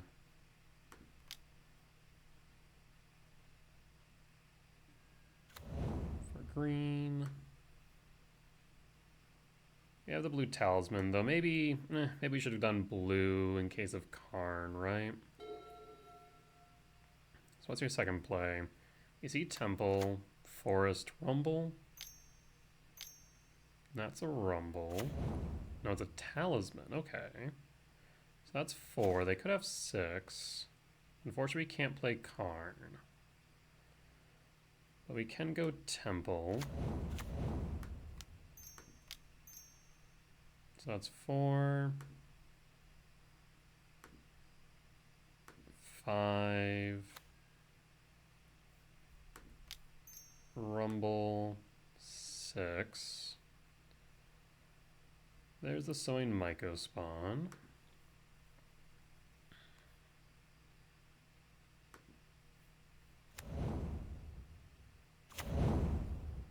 And pass.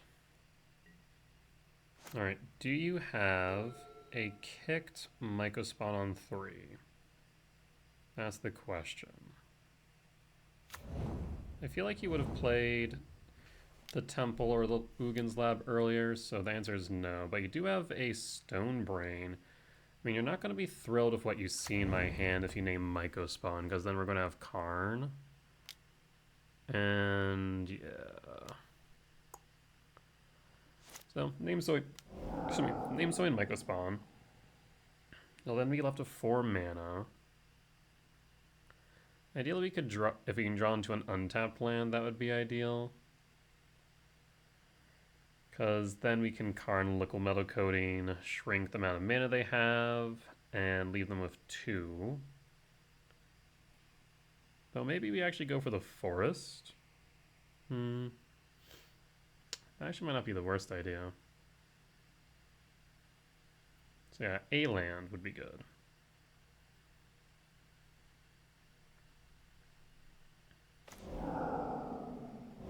Bajuka Bog. Not an untapped land, unfortunately. It'll be good later, though. Windswept Teeth will do it. So, fetch with the Windswept Teeth. I'll grab a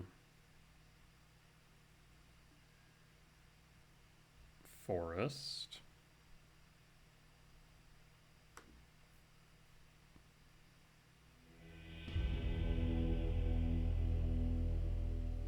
And opponent's just going to go ahead and concede. I mean, it's reasonable, but I feel like they could have played it out. I do think that they weren't out of the game. As per usual, I always recommend play it out until you are certain you're out of outs. You have no recourse, no nothing, right? But that's my own personal take. Either ways, GG's. And that will end us with a 3-4 record at the end of round 7. Definitely not the greatest. I mean, I think we played well overall, so I can't really complain. I think, as I mentioned before, the most disheartening loss was against Rakdos Hollow One, just because even though we would have been at 1 life, we weren't dead. And if our opponent top decking, while it was possible they could have just hasted in a flyer or a threat, right? I think we had a real possibility of winning that match.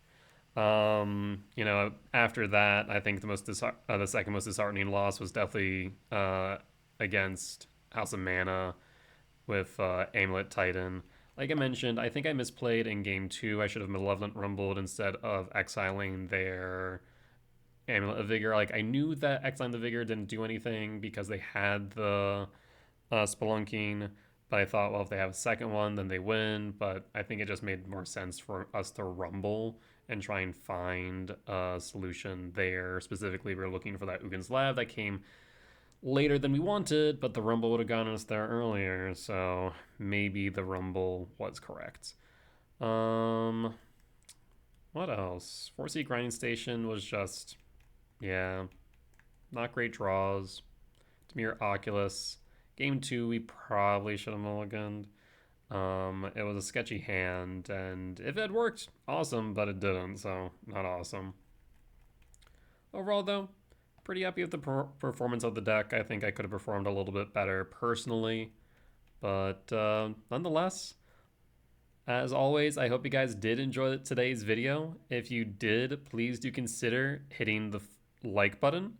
If you haven't already, comment down below if you did see any misplays I made, any lines I didn't notice, or just some general feedback, because as much as I hope that you all learn from me in both my successes and my failures, I hope that you all that I can learn from you all as well. And also, if you aren't already subscribed, please do consider subscribing as we're getting closer and closer to our 500 subscriber goal, which will allow us to monetize our videos and eventually save up towards a streaming PC. That being said, folks, thank you all for joining me today, and I will see you next time. Bye bye!